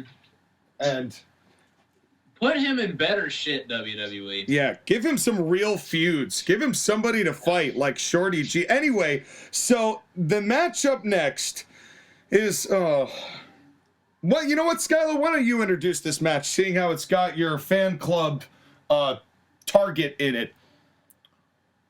Right, it's the Raw Women's Championship match. Bianca Belair defending against Alexa Bliss. Dear God, Alexa Bliss is a smoke show. Like, goddamn. Yeah, you needed about 5 minutes out there, Sky. I noticed you only took 90 seconds, though. Is there, but it's but then you came right back. I mean, at the end of the day, like 5 minutes, 90 seconds, it's all good, man. The job was done regardless. Why are we worried about time here? Wow. Jesus, that was funny. Holy shit. Can I have Alexa Bliss come home and peg me?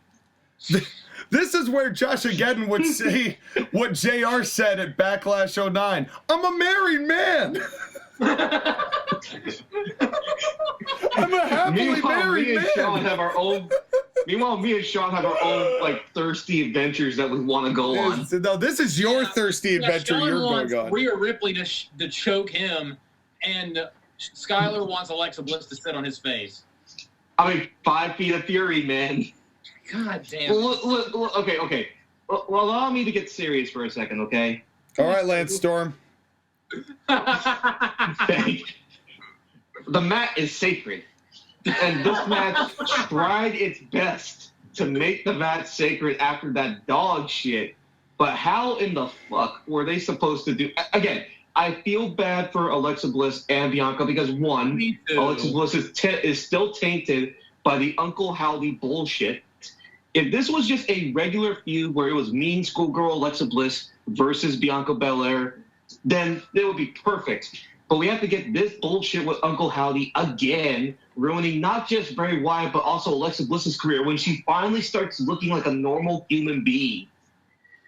Yeah, this match had nothing to it. This match was dead. Again, Bray Wyatt killed the crowd for basically this match, the entirety of the Women's Rumble, and most of the Kevin Owens and Roman Reigns match. This is why Bray Wyatt versus LA Knight is winning Match of the Year worst category, and why Bray Wyatt's going to win Worst Wrestler of the Year, unless Chris Jericho does something stupid. Can we bring back Best and Worst Gimmick just to give Bray Wyatt another Worst award, please? Right now, when it comes to Bray Wyatt and Chris Jericho, it's neck and neck. I don't hate Chris Jericho as much because no, it's more like stomach to stomach. Yeah. Can Bray Wyatt go to AEW, also known as the show I don't watch? However, having said that, Bianca and Alexa Bliss did not help themselves with the match that they wrestled. It just was never going to get the fans interested. No. They wrestled almost a safe match in a way. I don't know how else to describe it. Bianca Belair and Alexa just do not have chemistry. I don't know what happened with this match. I think what happened in the match before, and knowing that they had to do this fucking hokey, stupid shit, at least the stupid angle with Howdy happened after the match was over. Yeah. At least. Could you imagine if the bell sounded and then they did a hocus pocus bullshit and Alexa was just acting weird the whole match? But this also begs the question, why would you have both of these matches on the same night? Isn't that a little redundant? Isn't that just a wee bit redundant to have all of this Bray Wyatt happy horse shit in 2 consecutive matches? And knowing that it's coming up in the next match? Sean, I forgot to mention something. The botch that LA Knight and Bray Wyatt did with the stairs? No. What did they do when LA Knight was coming out to the ring? Just to make it even more of a shit sandwich.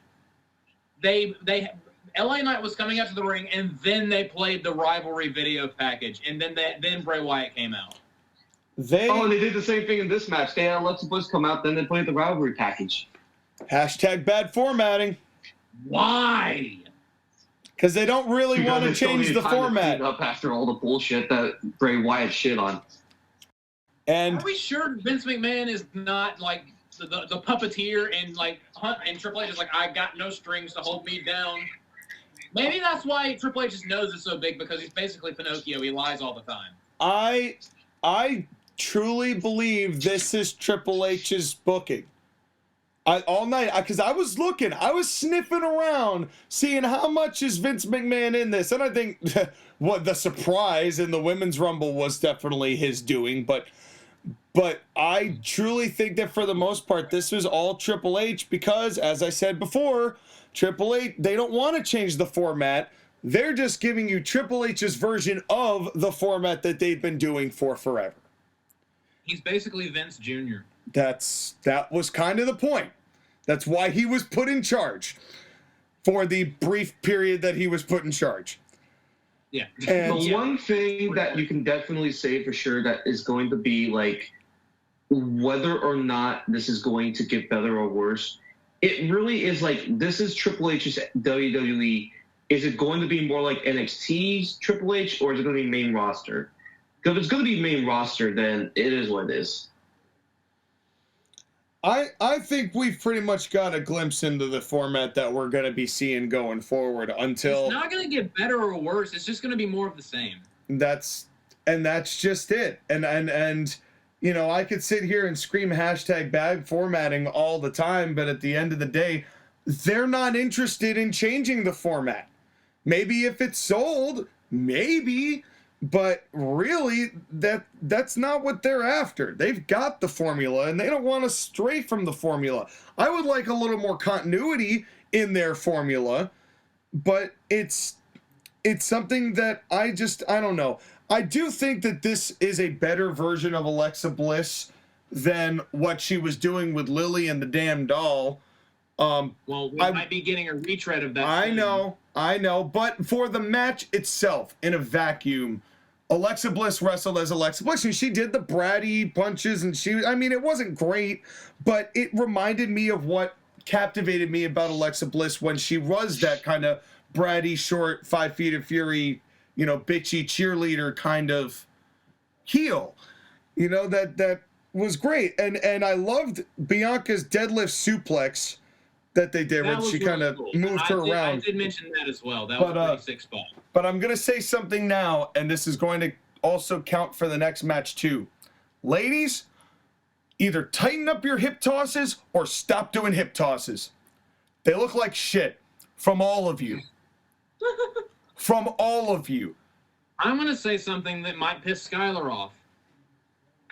Usually I don't like to, I accuse the fans of being fickle. They like one person 1 minute and they hate the person the next because there's no consistency.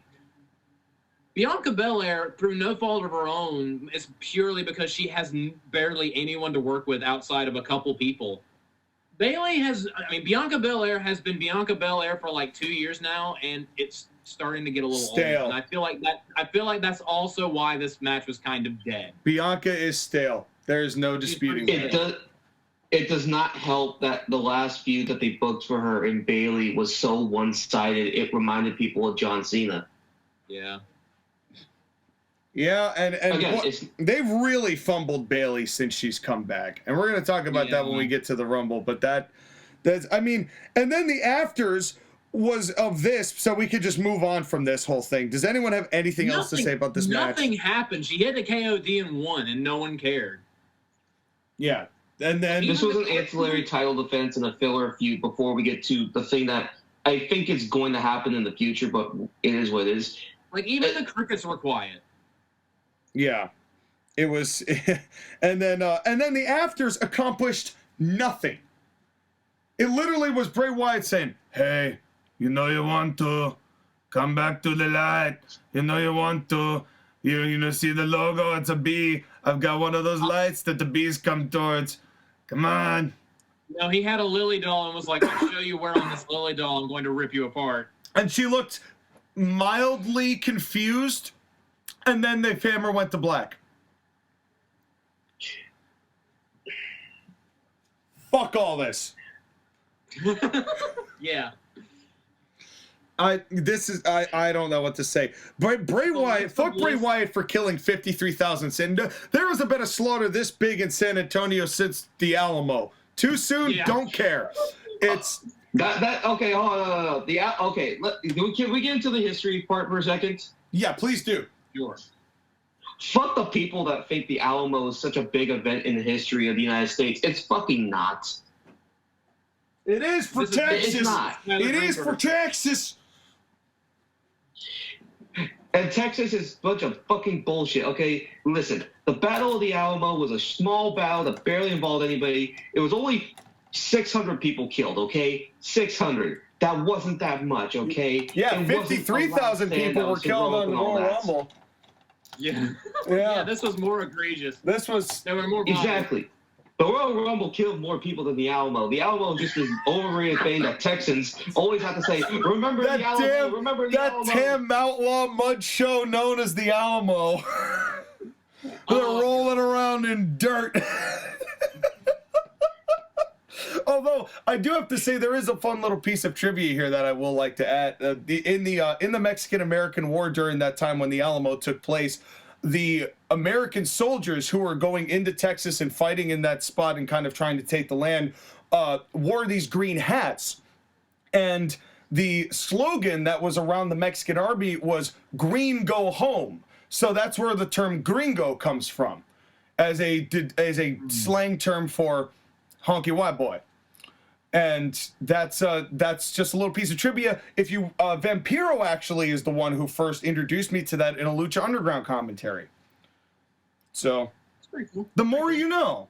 And that is all more interesting than 95% of this women's Rumble.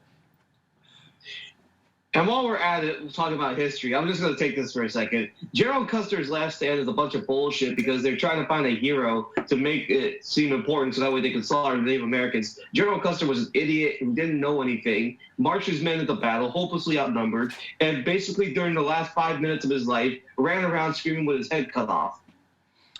Don't play Custer's Revenge, the video game. Yeah, there's a bunch of bullshit. Do you know what happens in that game? Somebody gets killed in the parlor with the candlestick?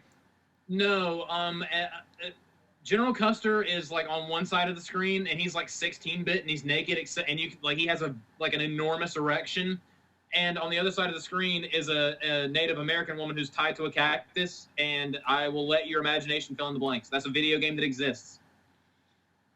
Folks, if I tried to summarize what we've talked about here at the Royal Rumble 2023 podcast, if I were to say a bullet point list and go straight down, I'm pretty sure you'd never see any of the three of us in any form of media again. So enjoy it while it lasts, folks. This is what happens when you murder a crowd and murder a show, and then we all end up in this weird funk of, and we're all still stuck in blacklight. So Skylar got canceled about 5 to 7 minutes into this. I got canceled about an hour and a half into this. So Sean, you're next. And well, and who would have thought that the biggest promo Skylar was going to cut was on American history? And because Americans always take this thing and like, oh, this is such a big inspirational moment in our history. Oh yeah, no, like, no, I do not disagree with that at all. I don't. We're really good at over glorifying kind of not that important events. But speaking of events that were not that important, Rhea comes in at number 1, and I love me some Rhea Ripley in all forms. She was still selling the spear from Beth Phoenix, which is great. She was fantastic. All night she was fantastic.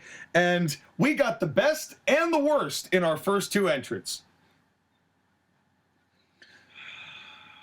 Why don't you tell us how much you love Liv Morgan, JoshAgeddon? She was in this for the entire time until she lost to Rhea. I'm sure that thrilled you. Literally the only cool thing Liv Morgan did of note in this match was get eliminated, because her elimination was cool, and I hope the bump she took hurt, because fuck her.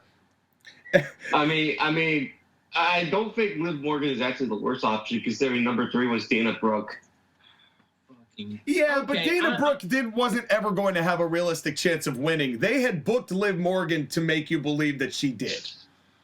I'm going to say something that might get me recanceled, and I'm going to go on a bit of a promo tirade here. Does that mean you're hired?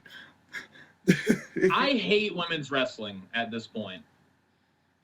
Like, and this wasn't even the worst women's Royal Rumble. That was last year's women's Royal Rumble. Last year's was really bad. This was boring and blasé most of the way through, and like a couple of good things happened here and there, but I'm so over this kind of match.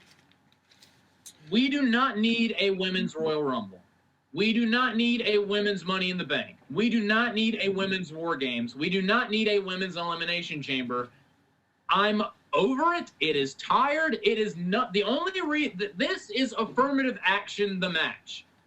This has not been earned, because half the people in this match, it would be insulting to call them jobbers, because they fucking suck at wrestling, and I wish that they would fucking go away.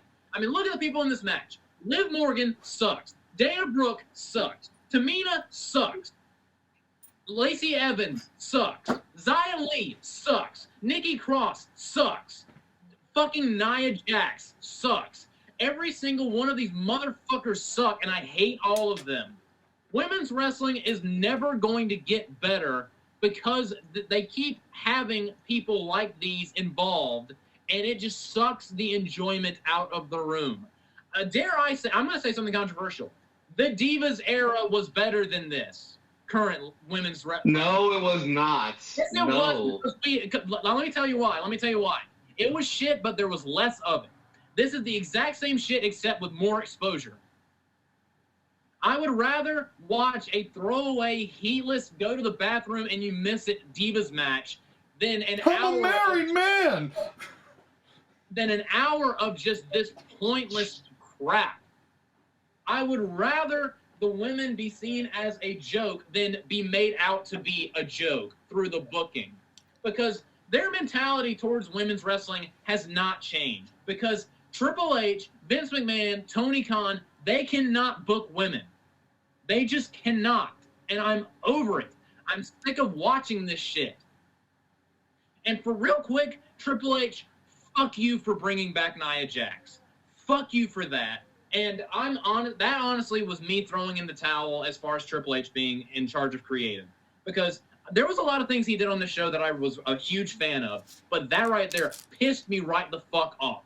Who the fuck was asking and demanding we bring Nia Jax back? Absolutely no one. Literally the entire wrestling community, wrestlers involved, cheered when she was fired. The Vince McMahon era, the last couple of years of Vince McMahon, was better than the current crop of the women's era, because at least when Vince was randomly firing people, there was a good chance that people that sucked would get fired. Now we're bringing people that sucked back. Why? Someone explain to me why Nia Jax is back. Even in kayfabe, all she did was talk a bunch of shit, and then every human being alive jumped on top of her and tossed her fat ass out of the ring. Even in kayfabe, everyone hates her. What is the point? And but all of that said, from now on, like next year, Royal Rumble 2024, I'm skipping the Women's Rumble.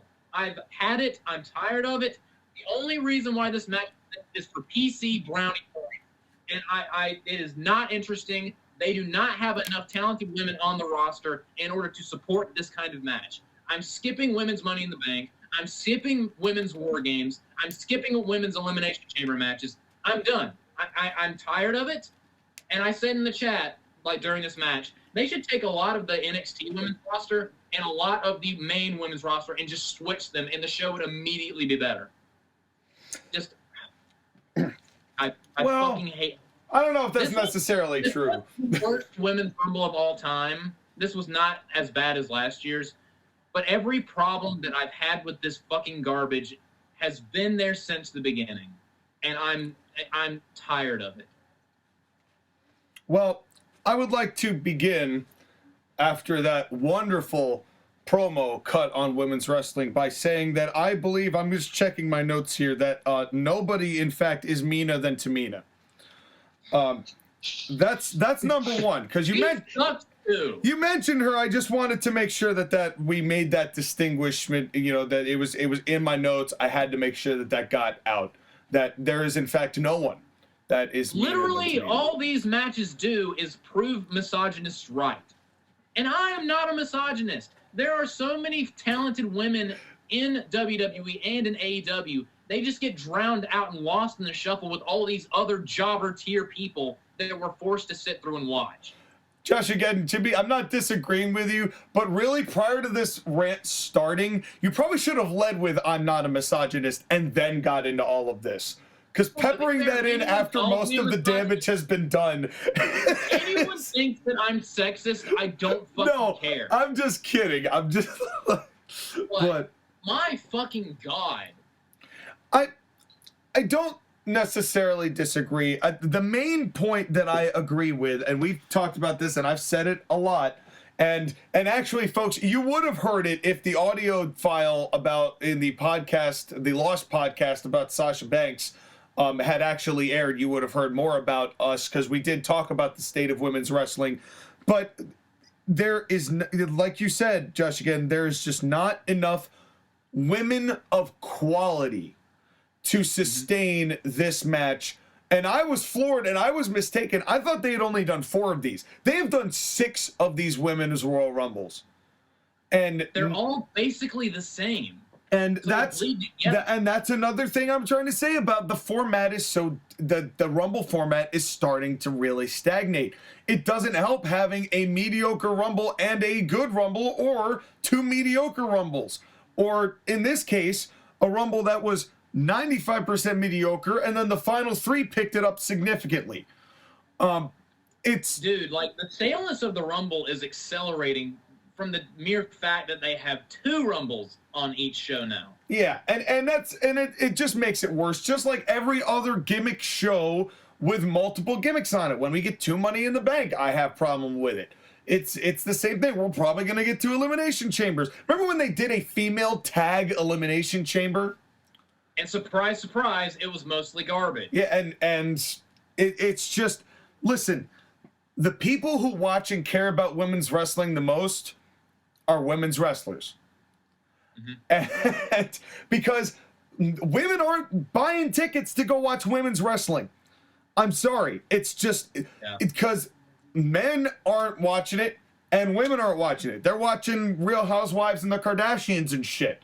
That's where all that money's going. They're not watching women's wrestlers and going, oh, they're at the same level. The people who like women's wrestling are the ones who already like wrestling. It is a niche. And it has always been a niche, and there have been some really fantastic women's wrestlers out there who could work, who could convincingly sell a crowd. Mildred Berg. Exactly. You say what you want about Moolah and her vindictive ways, but she knew how to wrestle, and she knew how to handle it. Same thing with Mae Young, and Trish Stratus, and Lita, and Mickie James, and Michelle McCool. And, say that, and really the 2002 to 2005 women's roster in WWE is, to me, peak women's wrestling. 6 women, 6 to 8 women that you can rely on. Trish Stratus, Lita, Jazz, Molly Holly, Victoria, Tori Wilson for boobs, Stacy Keibler for legs, Molly Holly to be, if I haven't mentioned her already, just to be kind of the prude. And then you had other people you could intersperse. Christy Hemme for blowjobs. But the point being, 8 women, all who can work. They don't necessarily get equal time, but they get some level of quality time. And because some of my favorite women's matches are from 2002. Trish Stratus, Molly Holly, and Unforgiven. Love that match. Still, it's for what it was. Trish Stratus and Lita in Unforgiven 06. Great matchup. They can do it. It's capable. I mean, there's modern matches that are good, but it's like you said, JoshAgeddon, it's overexposure. It's too much. It's oversaturation when there really is not just WWE. No. It is media at large. No. Well, and that's not even what I'm speaking about, but you're right about how nobody's able to book women's wrestling. Now, if they had cut this match down in half and had a 15 women's rumble, and all of those women had a much better chance or more logical chance of winning that match, and we didn't have the fillers, and I mentioned it to the 2 of you guys, that 2/3 of these women look like you just changed the color of the hair and you just switched another generic face on a creator wrestler in a video game. Nothing makes these women look special or different. Xia Li comes out with Keelik's staff. Ooh. That was a deep cut right there. I love that reference. Soul Calibur 2 reference. Yeah. So have the exact same kind of theme song that you could just lazily clump together in GarageBand. So before Skylar gets to Kevin, before you do, I have one last thought, and I'm going to let you talk, Sky. It's just this match encapsulates everything that is wrong with how women's wrestling is presented, because there is a way to do it, and there is a way to appreciate and respect and love women's wrestling. And I don't mind women getting opportunities, but look at the ratings. Look at where people are going to the bathroom. It's during these constant women's matches. And it makes the women who are important and valuable feel less valuable. How am I supposed to feel like Bianca Belair is important when I'm going to see 30 Kaws go into the ring, following that? It's just, she feels less special because women's wrestling feels less special because there's so much mid-wrestling in women's wrestling, and it's much more apparent with the women than it is the men, I think. And because there's such and also the men don't really, if they suck, they don't really get to stay as long. they're held to a different standard. They need women's wrestlers to fill out and meet those equal times. So a lot more women's sloppy habits slide because of that. And it's part of it is WWE's formula. You got to give it, because WWE's teaching everybody to be a carbon copy creator wrestler. That's partially their fault. I'm not knocking any particular woman, and I'm not saying that any one over the other can work over the other, although there are very clear disparities and drop-offs between levels between one and the other. But what do you do at this point? Can you even backtrack and reel it back with women? Are you too far gone with it now that you feel obligated to make it that level of playing field regardless? Because if they backtrack, everyone on Twitter is going to call. They're going to jump right on them. So what can you do? Go ahead, Sky. Are both of you done? Yes. For now. No, I don't know. I feel like you're going to interrupt me and make another point in the middle of my attempt to try and rebuttal all this. Well, real quick, let me just say one thing. I don't want the misogynists to be proven right. I want them to be proven wrong. My problem is I want to enjoy what I'm watching. I like the fact that, Sky, you sounded like Eric Bischoff during the him and Vince Russo merger in WCW, where you're like, are you done yet? That's basically what I am at this point, because I'm waiting for Joshua to finish, so that way I know he's not going to interrupt me in the middle of me talking about trying to defend the women. And again, okay, listen. Everything you guys just said is correct. Okay, I'm not even going to try and fight it. I know that women's wrestling is a cause of a lot of the problems in wrestling today. And to be clear, there's a lot of arguments that you brought about why women's wrestling is bad. A lot of different factors. The fact that there isn't the large talent pool for women's wrestlers that there is for men's wrestlers. The fact that the women don't get proper time to be able to develop their skills, and they're expected to learn everything they need to know, and they don't improve, and because of that, they aren't held to that standard. You're right, Sean. If a man's wrestler sucks, he gets fired pretty easily. But they have to keep the women around because the women don't have that many people to draw from. The issue with women's talent just not being as good as the men. Here's the thing that we have to remember in all of this. It's a work in progress. It's just a work in progress. Now, Sean, Joshua, when was the first Women's Royal Rumble match? 2018. 2018. They haven't been doing it this long. Okay, be honest with me. Have you watched the first 5 or 6 men's Royal Rumbles in the 80s? 92 was really the first Rumble that was worth anything. Hogan won one as the world's champion. What? Because if you go back and watch the early men's Rumbles, a lot of them were dog shit. Yeah, they're pretty shit. I'm not going to refute that at all, Sky.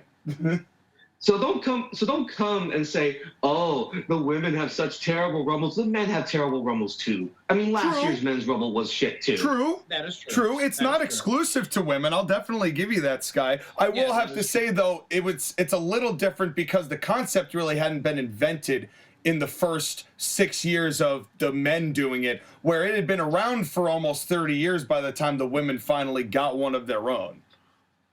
But the thing about it is that the women didn't have the opportunity to do it, so a lot of them didn't know how to do the match. Granted, now it's gotten a little bit more better because some of the women have been in the Royal Rumble. They know how to work that match. Because if you watch the first Women's Royal Rumble, a lot of them really don't know what the fuck they're doing when it comes to, stalling, waiting in the corner, doing the 1-2 punches, and all that other stuff. The can kicks from Sasha Banks that landed on no one. And Lita almost murdering somebody. Yeah. Okay. Lost in the Sasha Banks episode that we recorded that just didn't come through, I have made the point that the best era of women's wrestling was NXT, when there was a small group of women that Triple H focused on and Triple H worked with, and Triple H matured into being the talents that they are, which includes the 4 Horsewomen, obviously, Charlotte, Bayley, Becky, Sasha, but there was also Alexa Bliss too. And then later on with Bianca Belair and Rhea Ripley, and then Toni Storm and Raquel Rodriguez, so on and so forth. They have been developing women's wrestlers over time to the point where they can at the very least, be capable of having matches that are comparable to the men. Because, Sean, you will firstly admit that a lot of those matches, especially anything involving the horsewomen, in the early years compared to being just as good, if not better than the men sometimes. Well, the women were really the ones who were giving NXT a lot of their attention. You know, a lot of people were going, oh, there's something really interesting going on in NXT, not just because of what Triple H was doing with people like Sami Zayn and Shinsuke Nakamura, but also that, hey, there's some actual quality women's wrestling on this, but it wasn't 3 women's matches, 3 men's matches. It was 4 men's matches. I will make that point later, but can we get to my high point before I shit on my own opinion? Yeah. Please do. Okay. And besides, you guys have talked for like 20 minutes. Look, give me my time now. This is my time. Which is also a song that you can find in Spotify and Apple Music from White Knux and Abizzle. Just saying. Jesus. But again, there were really quality, good women's wrestlers to the point where Sasha Banks and Bayley had a better match than fucking Kevin Owens and Finn Balor. Oh, Finn Balor involved in a meaningless main event that doesn't mean anything. I loved that match, and I enjoyed it more than the match before, but I will admit that I'm the odd person out on that. Yeah, because you'll enjoy Finn Balor. Finn Balor's a piece of shit. Anyways. No, you know what? Not. Everybody's got their one-armed man. Mine's Jeff Jarrett. His is Finn Balor. You know. And I guess mine's Bianca Belair, so whatever. No, we like her. It's just we want her to do something different than what she's doing now, but she kind of has to have people to work with in order to do that. Which brings up the major point about why WWE has had issues. Is that back in 2018 and 2019, they had the women's roster to be able to pull off a Rumble. Yes, with surprise returns and all that, but they had the Rumble talent to be able to do it. The problem is that that talent has either gone by the wayside, not developed as much as they wanted to, or AEW started and took a fair amount of it. Listen, the number of women that are on AEW's roster, would I take any of those 28 and put them on WWE's roster? No, not really. I would take like maybe 4 or 5 of them. But that's the thing, is that that's like 4 or 5 talents that you could put into this Rumble and make it a hell of a lot better. Yeah. It's because if you put Toni Storm, Thunder Rosa, and Serena Deeb into this Rumble, it would be so much better.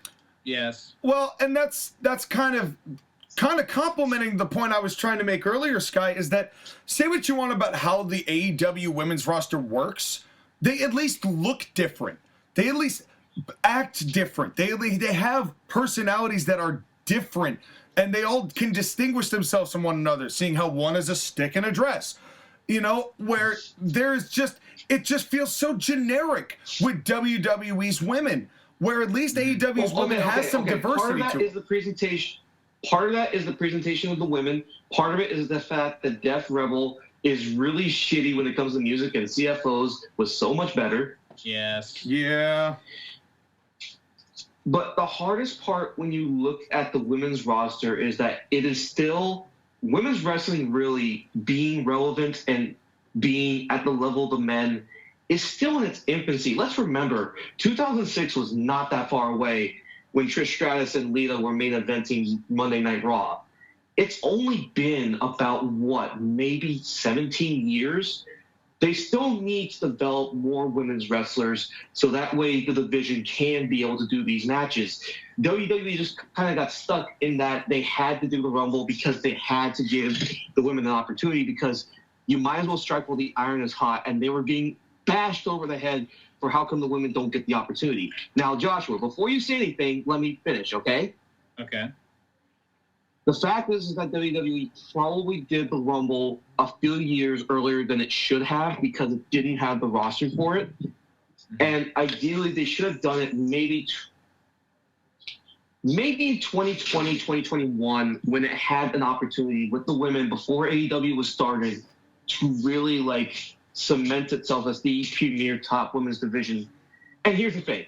they are still developing wrestlers. There are wrestlers like Zoe Stark and Roxanne Perez who are both in this match in NXT, and there's a couple others who And they both look probably great. They'll probably eventually get called up and they'll help make this division better. I'm not asking for you guys to say, oh, give up on women's wrestling. I don't think you guys will. I do ask for more patience because we have to wait until the next crop of division advances to the point where they can get better. Now, here's the thing. I do share one concern with Joshua that he pointed out immediately, which I totally agree. I'm concerned about Triple H booking the women. I had confidence back in NXT because those women's wrestlers had distinct personalities, distinct differences, and distinct things that made them their own unique person. Outside of Becky Lynch, Bayley, Rhea Ripley, Alexa Bliss, and Bianca Belair, all the women are generic as fuck, as you were saying, guys. Yeah. And it's part of it is Triple H's booking, but also part of it is just the way that they've told these women to present. I mean, I feel like Sasha Banks kind of started a bad trend of hair equals gimmick, and has made that kind of a little bit more rampant than it should have been. And now that we have talked for at least 25, 26 minutes about all of the problems with women's wrestling, let's break this match down a little bit. Yeah. Sean, Sean, Joshua, can we actually not? Well, here's the thing. Here's the thing about the Women's Rumble. A lot of the Women's Rumble stuff is the same stuff that happened in the Men's Rumble, just without as much talent, heat, or, like... Do we need to go play-by-play with it as much as the Men's Rumble? No. Well, no, we're not going to spend another hour talking about it, but I have jokes. I wrote down notes. Ready? Here they go. No, Dana Brooke runs like she's trying to avoid quicksand at the end of a bed of hot coals. Because she does this weird, like, prance, giddy step and then, like, hesitates before she does any move into the corner. So, it's Emma, more like M-Ugh. It's another one. There's one point. You want to talk about ranting. Corey Graves, my hat is off to you, sir. He got mad.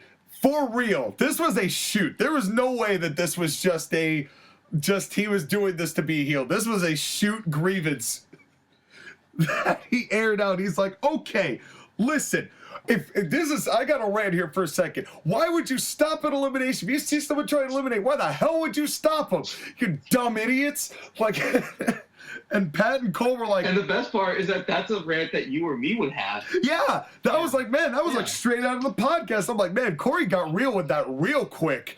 Yes, and I loved it. Yeah, me too. He was right.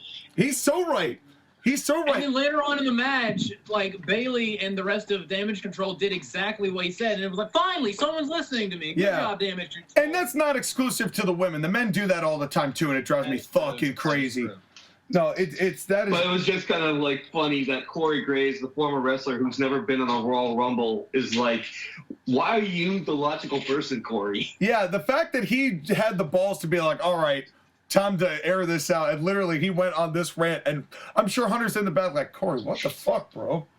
Corey, like, calm down. What was that? Roxanne, though, I will have to say, as much as this crowd was dead, Roxanne woke him up. In the flashes that she was around, they reacted to Roxanne Perez. All the NXT call-ups they looked really good in this match. Yeah. And then that... And here's my question, Sean. This is your first time seeing Roxanne Perez, and I've been touting her so highly. I know this is the Royal Rumble, so it's not going to get, like, as good as, like, a one-on-one match, but what do you think of her?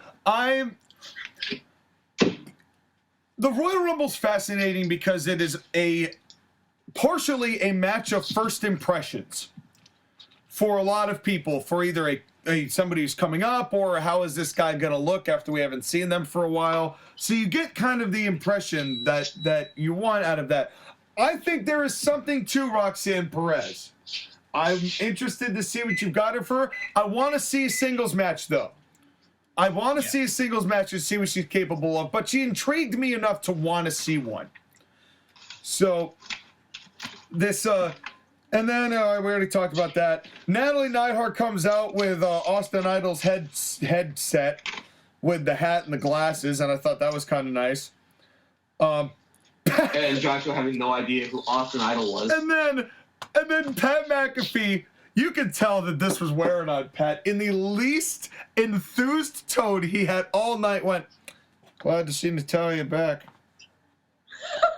No, right? I'm like, Pat.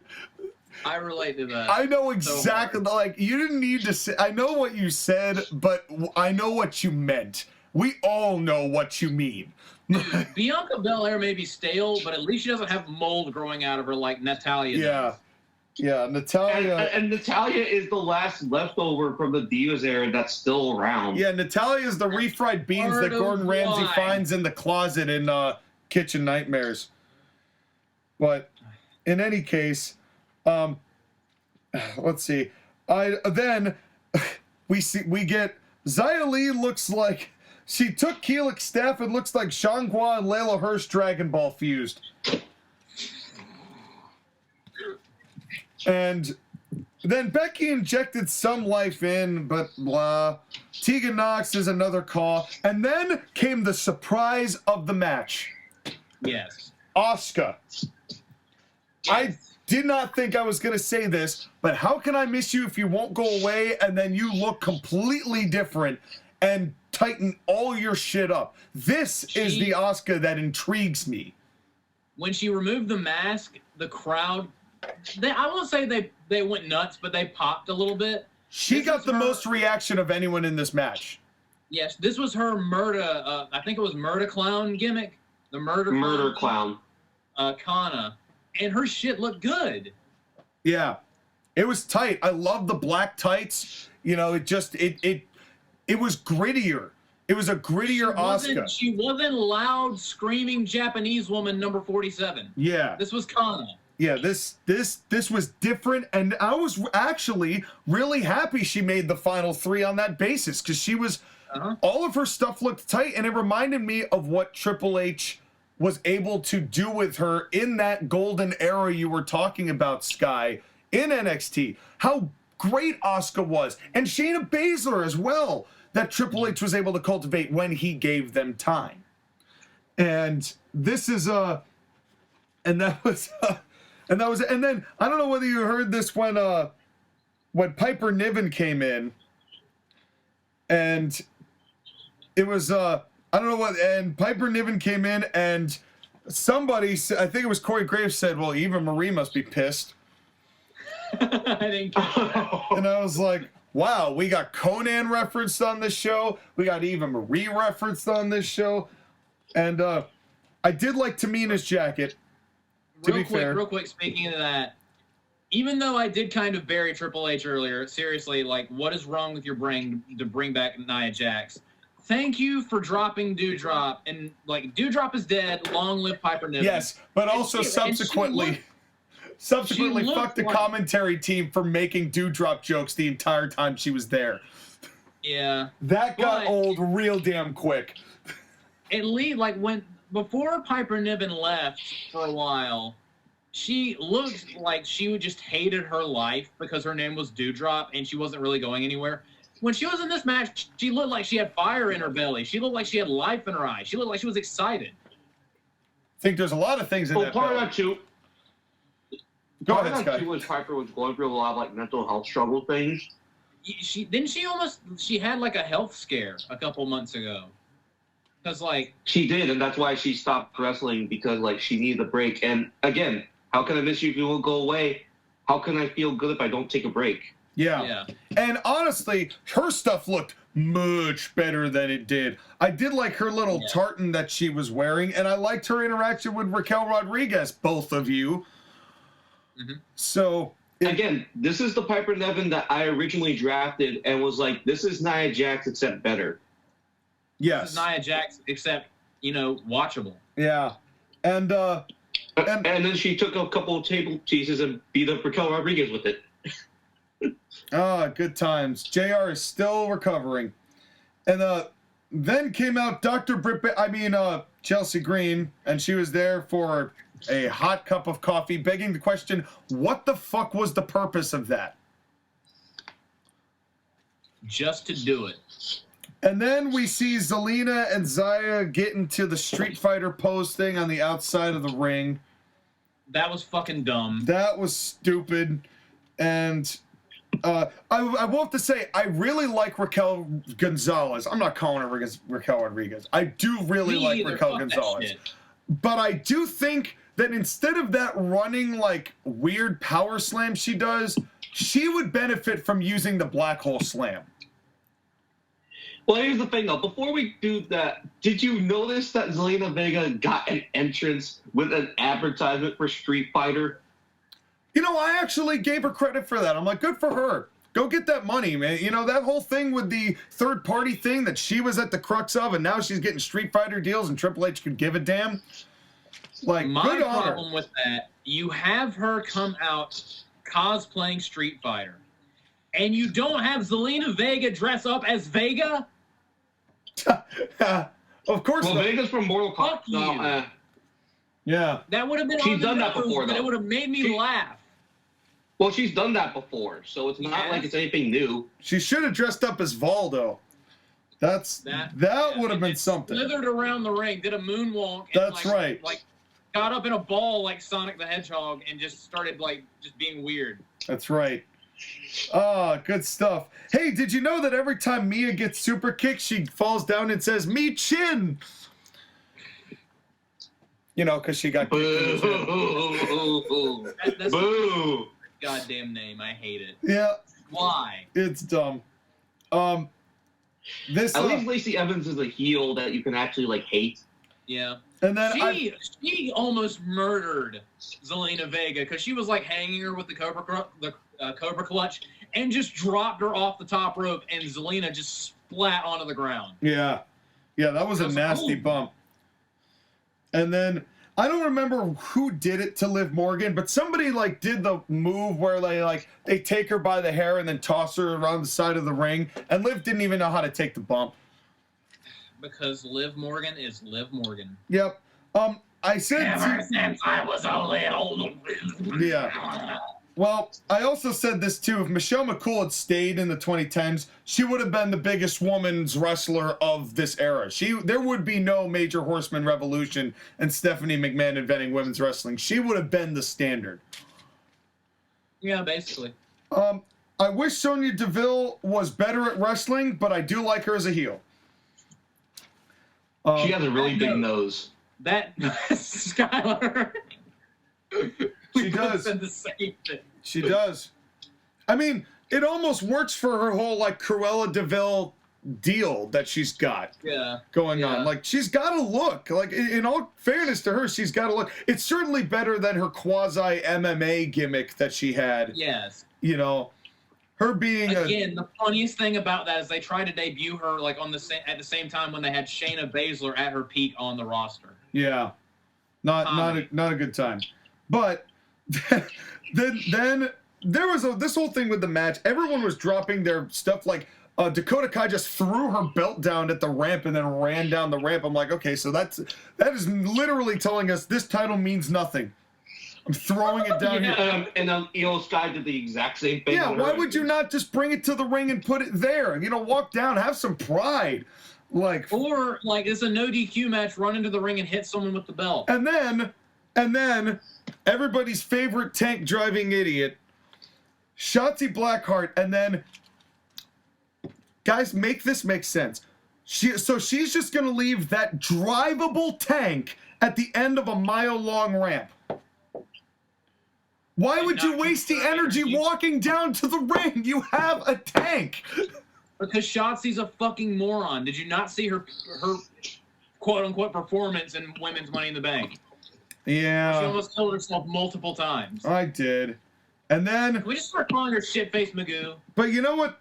You know what the ultimate fuck you to win this match really was?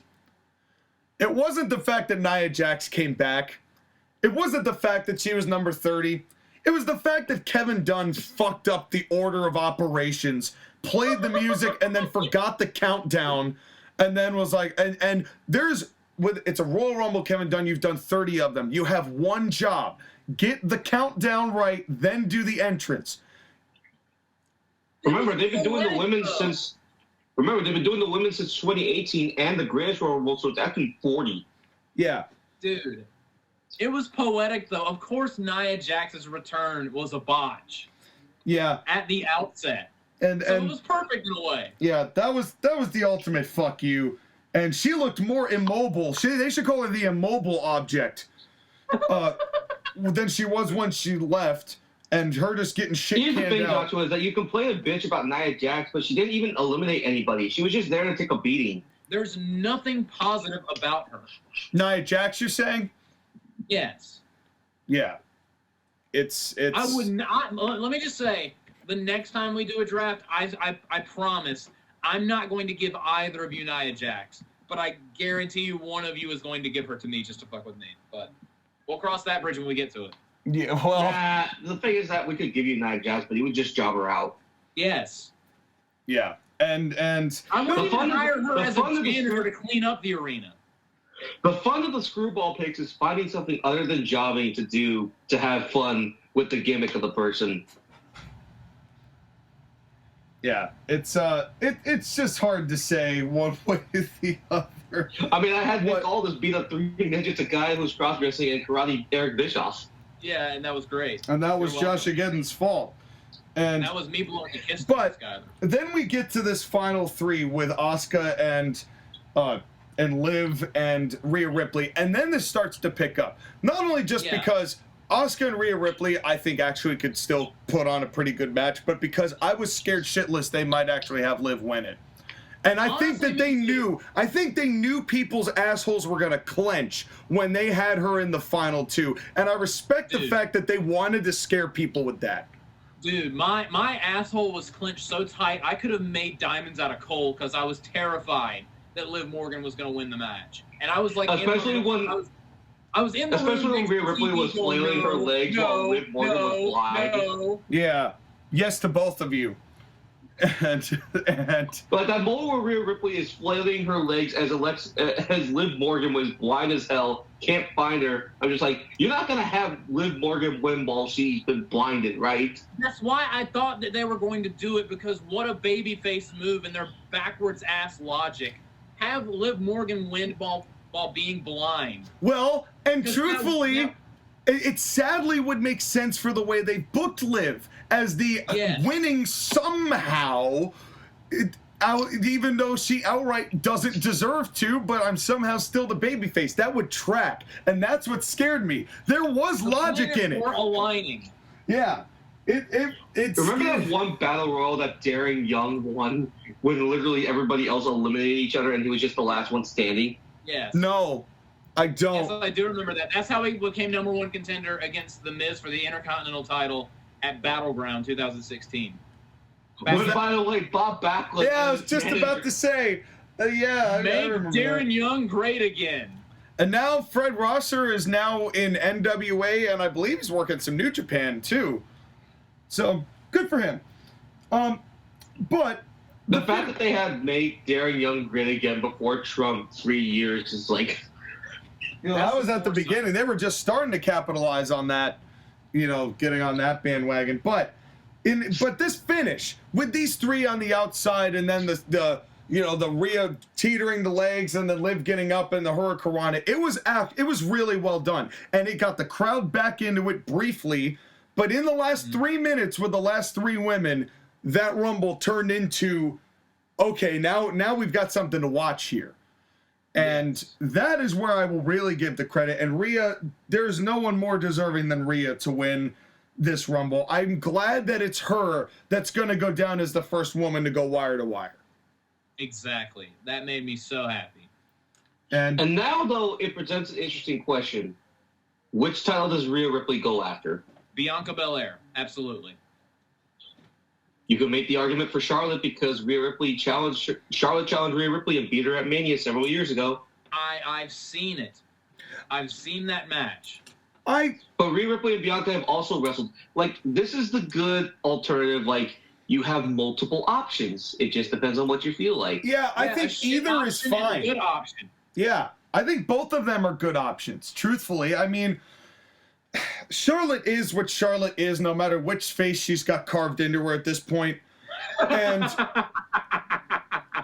And truthfully, Rhea is going to put on a good match with either of them, and both of her opponents can hold their own. This is a very good situation because at least both champions can be depended on to provide something of quality. And that's kind of what we've been talking about, kind of the core to this. You picked a woman of quality to win the thing, thank God, so they can wrestle one of the few women of quality who are the champions of it. So it's not all bad. Yeah, it's just you wouldn't be able to tell from this match.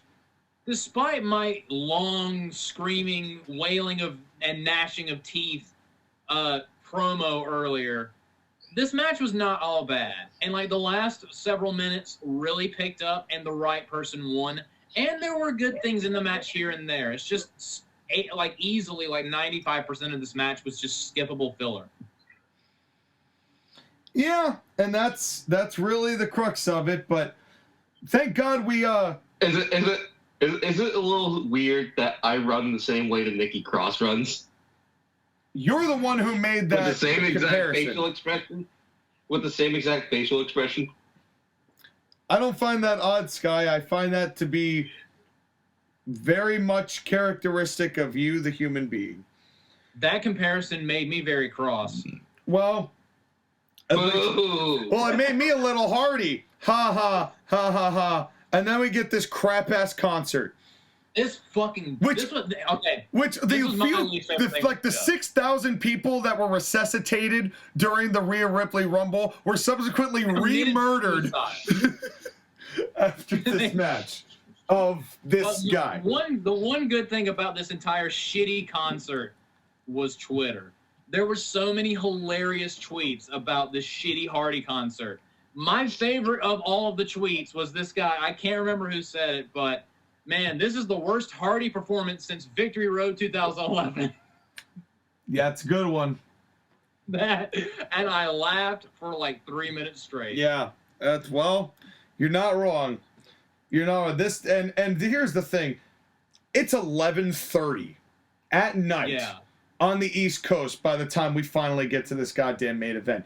Again, hashtag bad formatting. This show was the longest in Triple H's tenure, and it felt it. Yep. And for only 5 matches on the card. And they decided that they had to have a country music concert in the near end of it. That was not country music. That was Kid Rock from Wish. That was Kid Rock with throat cancer. I think, doesn't Kid Rock have throat cancer? So Kid Rock. This was Kid Rock. No, he doesn't have throat cancer. He just has Donald Trump dick in his mouth. Well, that's not... Yes, he does have throat cancer. Yeah, okay, yeah, so throat cancer. Yeah. So, anyway, and then we have the fantastic package that they do with it's Roman Reigns and Kevin Owens. But before we do, we have to go back to the past to play these shitty games that suck ass. And I'd rather have a buffalo take a diarrhea dump in his ear. And while the angry video game nerd is suing us, it is our main event. Roman Reigns, Kevin Owens at the Royal Rumble 3. For the undisputed, universal, global elite, balloon, waterfall, omega, supernova world championship. Did I get all that right? And here comes the tribal queef. Boo. That was the sign, Sky. That was the sign. We were watching this match live, and I looked away for a split second, and then Sean starts spamming the chat. Did you see that sign? And me and Skylar were both like, no. Yes. And Sean was like, well, you'll find out on the podcast. So I actually rewound it, went back, and then my first message into the chat was, found it, and I died. That was hilarious. Yep. But what I loved about this was that Roman Reigns was wearing the WWE title, not the Universal title, which makes me think if they are going to split these belts, that they're going to treat the WWE title belt with more reverence. I'm hoping. I know that's really, really stretching that was a sign, but I'm holding out hope. Then, like the Super Intercontinental title? Yeah, then we get the tribal queef sign, and I fucking died. I was as dead as San Antonio. Well, you've yet to mention the most important part of this match. Are you ready? I got 2 words for you. Oh, well, no, we're not there yet. We're nowhere near there yet. Yeah. We're not. No, Roman Reigns just got to the ramp. Put the red undies back in your pants. Yeah, Roman Reigns just got to the ramp. There's a long way before he gets all the way down there. 30 more minutes of him walking and standing and posing. But I do have to say this is the biggest Triple H bullshit. Yeah, I mean, and Sammy looking like quasi-concerned. Paul Heyman looking, prime toady, which is the best. But I do have to say this. The only thing worse than Hamwich is female Hamwich. This woman, Samantha Irvin, just shut up. Oh my God. It doesn't quite scream, this is a major fight, when she's doing Greg Hamilton's cadence. And literally trying, you can feel her force trying to grow a pair of balls to make her voice deep. She's like, Kevin! Yeah, too much. But I have to give credit to San Antonio, though, because they perked back up and then they helped the storytelling of this match by chanting Sammy Uso. Mm-hmm. And that worked perfectly, because Kevin Owens was like, oh, look at that. Doesn't look like they're cheering you, is it? Doesn't seem like they give a flying fuck about the tribal chief now, does it? I just, that was great. And what the hell are you doing, Sean? Are you having an aneurysm? Maybe the crowd would have cared more if they heard the tribal chief's tribal queef. I only had an aneurysm once, but I was young and needed the money. But we finally got a collar and elbow tie-up on the night. Yeah, and it was in the main event. And it was a great collar and elbow tie-up. And, I got to say something here. I've said a lot of things about Kevin Owens' presentation, about his shorts. I think it's the shorts that I don't like. I don't mind the top. I think it's the shorts I don't like. I've said a lot about him and, his figure and, what his physique has been and, how that kind of mars how my perception is of him. Not knocking the guy's ability. He's a tremendous athlete. This was a pretty damn good match. And Kevin Owens is equal parts responsible as Roman Reigns for it. And I think that no matter what, Kevin Owens here felt like a bigger deal than maybe he ever has. And that I would agree with that. I give credit to them and to him for doing that. And that includes his match with Steve Austin. But the fact that Kevin Owens has received that much faith from WWE is justly earned. Mm-hmm. And I do respect what Kevin Owens has brought and contributed, and really has broken the mold for the physique style that WWE likes in somebody who is valued that much.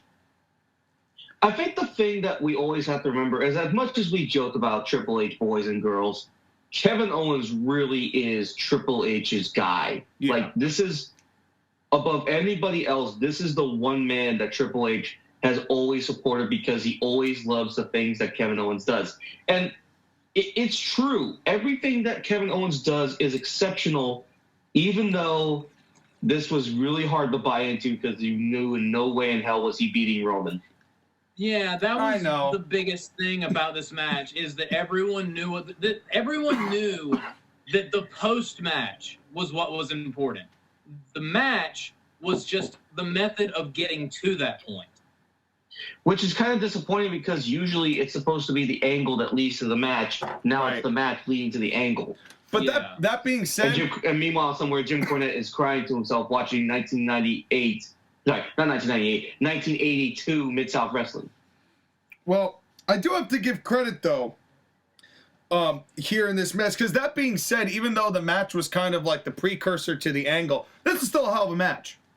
And it was physical. And I do think that this is Roman Reigns and Kevin Owens' best match to date that they've had with each other. Although I did like their street fight in 2017 It was good, but this just had more layers to it. And you know what? If you're not down with that, I got 2 words for you. Red undies.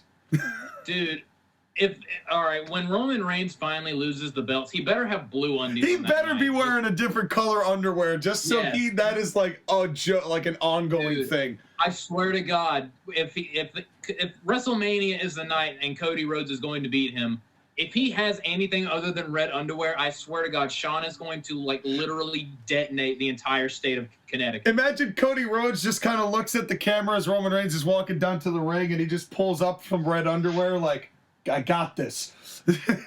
It's like, maybe is that like the secret, like the stonemasons, like the secret society thing, where like all the WWE champions in history have all worn red undies. And that's how they become champion and retain championship. The Red Undie Society, or Russ. That's not true because John Cena always wore gray. Allegedly. Maybe we're all just red-green colorblind because we can't see it. Maybe he is wearing red. We don't know. Yeah. How do you know that? You can't see it. Yeah. Secret. How is the Red Undies thing still a bit? It's been 3 years. How is this still a thing? Because you make it a thing, Sean. No, Roman Reigns makes it a thing by showing us his red undies every damn match he's in. Well, that's because Roman Reigns is a hoe. Oh, well, don't be a mark, Cole. That was hilarious. That was another good Again, Pat McAfee was the best part of commentary. And I also say, I was like, did Pat McAfee just call out all the writers with that line? But still. Not just the writers, but the fans. But I do have to say this. Kevin Owens has the only frog splash I accept. Yeah, they both look gorgeous. Nobody makes it look, and if you watch them, you can tell that Kevin Owens isn't actually laying any of his weight on Roman Reigns on either of them. It's so well done. It's so perfectly placed. It looks so good, but it looks so devastating, but it's doing no damage. It's just, that's where I like Kevin Owens just throwing his weight around. You know, it's just, that is I've always liked that from Kevin Owens. Way better than I liked it out of Sasha Banks. Well, he's a big old boy. Yes. And then we get Cole's, I've been spending 25 years watching a monitor line, which I think was prompted by, like, how come you're not watching the ring? He's like, I've been talking for 25 years and look at this damn monitor. God, the commentary all night, it's amazing how much a good commentary team can change the feeling of the night when it lines up correctly. Yeah, they didn't sound bored or irritated with each other. They sound like they were having fun, except for when Corey Graves went on a tirade. Yes, well, WrestleMania is canceled, you know, because Pat McAfee showed up, so. Yeah. And then Kevin Owens has the best big boy senton in wrestling. Yes. And then we get the botch with the table. And I was like, oh, they were doing so well. But, you know, it was like, you know what? Shit happens. They just went back and they just kind of covered up with it. Like, who cares? It scared the shit out of me. He could have gotten so badly hurt, and Roman could have gotten so badly hurt. I yelped when that happened. Yeah. Not only that, it was one of those moments. Have you ever been watching, like, wrestling or something, and you think in your mind, someone's about to do something, and you think to yourself, please don't fuck it up. And then they immediately fuck it up the next second. When this was happening, so this was my fault. I'm sorry, Kevin Owens. I jinxed you because he was about to do it, and I knew what he was about to do, and I was going to be like, what if he fucks up? And then he slipped, and I was like, oh, that was me. Yeah, it was brutal, but... I'm sorry. But here's the thing, too. No, you're not. We get the obligatory barricade spot, which completes the checklist. But I do have to say the ref bump here, we see the ref bump, and the first thing I wrote was guitar slap nuts? And... Fuck you. And, no, he was not there.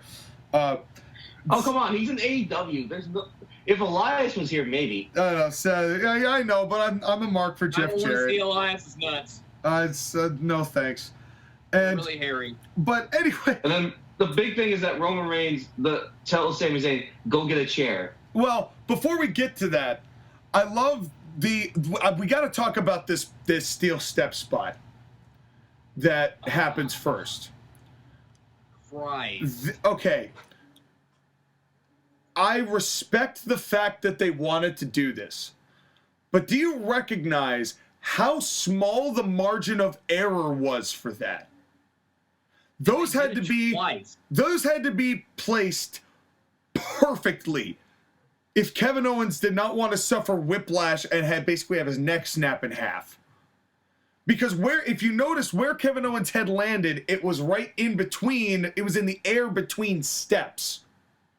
So the top of his shoulder blades hit the step. His head was right in between those, but his head didn't hit the top step. But the way that he landed on it made it, he wasn't just taking the step on his back, but he actually was protecting his head in the process. But the fact that Roman Reigns positioned him perfectly twice for that was so damn risky. And I respect the fact that you did that, but for the love of both of you, sincerely, please never do that again. Yeah. I was like, oh, that was another moment on the show where I was like, oh my God, can we not, like, I get what you're going for, but my God. Yeah. That could have gone so poorly. Yeah. I mean, I'm glad it didn't, because it did exactly what it was intended to do, right? Yeah. That's what they're trying to elicit out of you in that. But it's like, but still, I'm sitting there going, oh man, you guys. And then Paul Heyman, this is why I worship you. Paul Heyman's the greatest. I love Paul Heyman so much. And now, Skylar, we get to the barricade spot. Yes, and then the barricade spot, and then the beginning of the proceedings of the night. Mm-hmm. Well, this is the part of the match/show where it gets really fucking uncomfortable with the steel steps and Kevin Owens' head going into the back of that thing. Mm-hmm. Well, almost going into the back of that thing. It didn't. No, his head was going into the back of the thing, or if it wasn't, it was a really good sell, but it was so uncomfortable to watch. Again, and Michael Cole is selling this on commentary, like, he can't look at it. Sami Zayn can't really look at it because the whole thing is that Roman Reigns is destroying Kevin Owens, and every second that Sami's watching it, you can see he's thinking in his head, like, please stop. I don't want to do this no more. Yeah, it's getting to be, it's like, this really isn't necessary, Roman. This has never been, there was no need to do this. You're just trying to prove a point to me, it's like, but. And again, it's the whole thing is that, like, Kevin Owens is too stubborn for his own good. He punches Roman Reigns one last time. Roman goes off the rope spear. The match is over, and you're thinking, okay, now everything's going to be fine, right? Wrong. It doesn't. No, it does not, because the Usos and Solo Sikoa all get in the ring, and they all have the lays on. They're going to put a lay on Sami Zayn, but Roman's like, you know what? Yeah, Sami Zayn was about to get laid. Ooh.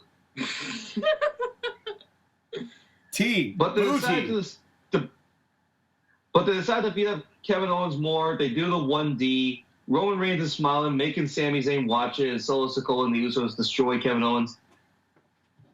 And Sami's like, we're done. And then Roman Reigns and Paul Heyman's like, I got handcuffs. Yeah, and I appreciate the fact that Paul Heyman decided not to try and use them this time and let the Usos just handle that. Yeah, he's like, you know what? For after last year, I'm just going to let you guys handle these. I've got the handcuffs still from Royal Rumble last year, but, we all know how it went when I did it, so have at it. And also, before you continue, Sky, one thing I really hate about WWE is those long-ass handcuffs. I hate them because it just takes the illusion out of it. I know those exist, but, like, I don't know. To me, the handcuffs to me are always like the small ones, without the massive chain in the middle. And I don't like the ones that have that long chain attached to it. It's just, it doesn't have the same effect for me. Right. Well, yeah, true. And also, again, the thing is that you couldn't do some of the things you did with the short handcuffs. Right. I'm not knocking it because for what they did, it worked. I'm just saying, me personally, I'm more of a small handcuff guy. That's what they used when Jake used the snake on the Randy of the Savage. So okay. But anyways, they handcuff Kevin Owens to the ropes. They keep super kicking him to uncomfortable levels. You can see it, the people, their hands are over their faces. They can't see it. It's just like one horror show. The whole time, Paul Heyman is toadying, smiling, looking at Roman like, does this satisfy you, Tribal Chief? Are you enjoying this? I'm enjoying this too. I love Paul Heyman. He's Yeah, and then Roman is about to hit Kevin Owens in the head with the chair, and Sami Zayn gets him to like, no, Roman, stop it. You don't have to do this no more. No, Roman, you can't do that anymore. You'll get fined. Like Adam Pearce is going to come out and do anything. Again, if we're going by logic, Adam Pearce would be coming here to stop this. Roman Reigns gives Sami Zayn the chair, and Sami doesn't want to do it, but Roman's like, you better use this chair, whether you want to or not. And Sami hesitates a couple times. Roman starts yelling at him, what's the line, Sean? Yeah, it's like, well, he's like, oh, this is because the whole thing was set up as like, this is your final test. And now Sami Zayn hitting Kevin Owens is, in fact, the final test. It wasn't the match or anything like that. Like, this is the test. But Roman Reigns is like saying, like, you were nothing without us. You know, go and do jackass shit. That was such a great line. And it was perfect because I 100% agree with that. You know, I had sworn off Sami Zayn entirely because of that. He was not wrong in saying the things that he said. And then, right, and again, I've seen that sell before. Yep. And then Roman Reigns turns his back on Sami Zayn a couple times. He actually shoves like Sami in the face, and Sami doesn't enjoy it. He turns his back one too many times, and in tribute to the Shield, Sami Zayn does it. And I've seen that sell before. Oh yeah, the pop that this got. Oh my God. It blew out the microphones. Yeah. Yeah. That place erupted. I have not heard a reaction like that in years. Like, literally watching this at home, the speakers on my TV popped. Yeah. Holy shit. It was loud in the Alamo Dome. And the look on Roman's face was so perfect and hilarious. Yes. Like you know how Sean, you're famous for saying his eyes were the size of quarters. Yes. Dude, his eyes were the size of like those $1 coins. Yes, betrayals.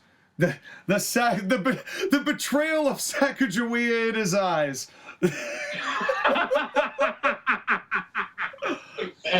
But the thing of then is that Sami knows he's a dead man. Jey Uso is pissed at him. Jimmy Uso, like, fuck this, super kick. And the Bloodline start beating up Sami. Never Jey, though. Mm-hmm. Yeah, Jey sits in the corner, upset, conflicted, but it's just more of a beatdown. Roman Reigns uses a chair like 20 times on Sami Zayn. Yeah, that first chair shot he gave Sami Zayn, I felt that in my spine. Yeah. Yeah, and it was... And I loved, but really all of that was good, and the pop was huge, but the best part of this was when they were like, how come you're not fucking them up with us, Jey? And Jey is just like, I'm going to get my leg tied to this cable as I leave, and then I'm going to leave. Because I don't know whether you noticed, but his foot kind of got caught up in the camera cable as he was rolling out of the ring. I didn't notice and that. They had to cut away as he kind of like pulled away from it and then walked out. Yeah, I did notice that. And the crowd reaction to Jey leaving was great too. And I loved, because that's layers to this whole thing that really start bringing this whole thing together. And Jimmy was all, like, from the beginning was on board with Sami Zayn being part. Who was the first person to attack Sami? It was Jimmy. Who was the last person to want Sami Zayn a part of this group? It was Jey Uso. Who didn't attack Sami Zayn? It was Jey Uso. Plus, you could tell that Jey Uso was having flashbacks to the beginning of the Bloodline when Roman Reigns beat him into submission over that couple of months. Yep, and when Jimmy had to throw in the towel at the Hell in a Cell. Oh, yeah. That's the thing, is that Jey Uso was seeing himself being attacked, and he realized this is not right. And it creates an interesting layer. Everyone knew that Sami Zayn and Roman Reigns were going to start doing this at some point. Yes. Nobody predicted that Jay was going to feel what he was feeling. Well, and there's another part of this too that I really like in respect to Jey Uso, in not only the fact that he was the one who was really the one to start this whole run of the tribal chief, but the fact that Jey Uso earned, Sami Zayn earned Jey Uso's trust, and he was the one who was so conflicted about this. But it adds now a piece to the puzzle that wasn't necessarily there before, which is why I have more doubt about the fact that Kevin and Sami are taking the belts off the Usos. I don't think that's where they're headed with this. Unless they go with some weird Freebird rule and put Sikoa in for Jimmy and they do some weird thing with that. But I don't see that being the case either. I think that they've now opened up opportunities to go different directions with this that they wouldn't necessarily have. But it really, just like this podcast has, this ending segment, as great as it was, took forever. Yeah. That was the one thing. But it is more interesting now than it was going into the show, which is something that they've done incredibly well with the Bloodline specifically. To the point where Roman, again, people were cheering Roman for a while during his reign. He's solidly back into the fuck you Roman thing. Yeah. The fuck you Roman chants were amazing. Were loud. They were loud. It was, and this again, this show was bookended with an incredibly hot San Antonio crowd. And they perked right back up for this main event for Sami and Roman and the Bloodline because it was so beautifully constructed. And that pop when Sami hit Roman, I've replayed that so many times. Genuinely one of the most insane reactions I've ever heard. Ooh. And it's wild because everyone bitching about predictability. Everybody saw that coming, and it did not matter. Because when the decision is when it's the right decision, you can't be mad about it. By itself, predictability is not a bad thing. What matters is the substance of what's going on. If it's predictable, it can still be good. And sometimes it's predictable because that's the way you should go. Right. Yeah, I've seen a lot of people just in the past 24 hours bitch, moaning, complaining about Cody winning the Rumble. It's like, bitch, if they had swerved and somebody else won the Rumble, you'd all be here bitching that Cody didn't win the Rumble. Exactly. It's like, but this was really good acting at the end of a wrestling show. And I do feel like the saddest part about it is that Kevin Owens and Roman Reigns had a really quality wrestling match prior to this. But it definitely made the show end on a much better note than it could have under different administrators. Mm-hmm. So, here we are at the end of our rope. At the end of the show. I might be at the end of a rope later on tonight. And at this rope. And yeah, it feels like that was the only topic of, hey, maybe you shouldn't address that on your podcast that we hadn't gotten to yet. So now Sean's canceled. Yeah, and you said it. I didn't say it. You said it. Anyway, you got the ball rolling. You fashioned the noose. I'm the one that hung it up. Let's get to ratings. And I'll tell you what, in a shocking turn of events, I'm going to go first this time. Okay. I thought this show, I like you, JoshAgeddon, had a hard time grading this one. Because on the one hand, the highs were really good highs, but the lows were really bad lows. And were really kind of like the end of my rope kind of deals, just fed up with it in general. And as a result, I wanted to grade this higher than I did, but I can't given just the how much of it was good, how much of it was crap, how much of it was tolerable. This show, it was not Triple H's best, and sadly, I think is further evidence that we're going to get Triple H WWE, not WWE in Triple H's image. And there is a huge difference between the two. This show gets a 5.5 out of 10. Because about half, a little over half of the show was good. But all that sandwich Oreo filling in the middle was not. Josh, again, why don't you go next? You want me to go next? Okay. Yeah. Like what you just said, there were peaks and valleys, like mountaintops and canyons on this show. But I still am debating back and forth on what I'm going to give this show, because despite all of the bad stuff, there were some bad things, like a significant chunk of the Women's Rumble, but at least that ended in a positive with Rhea Ripley going over as strong as she did. The only straight-up end-to-end bad things on the show were Bray Wyatt and Hardy.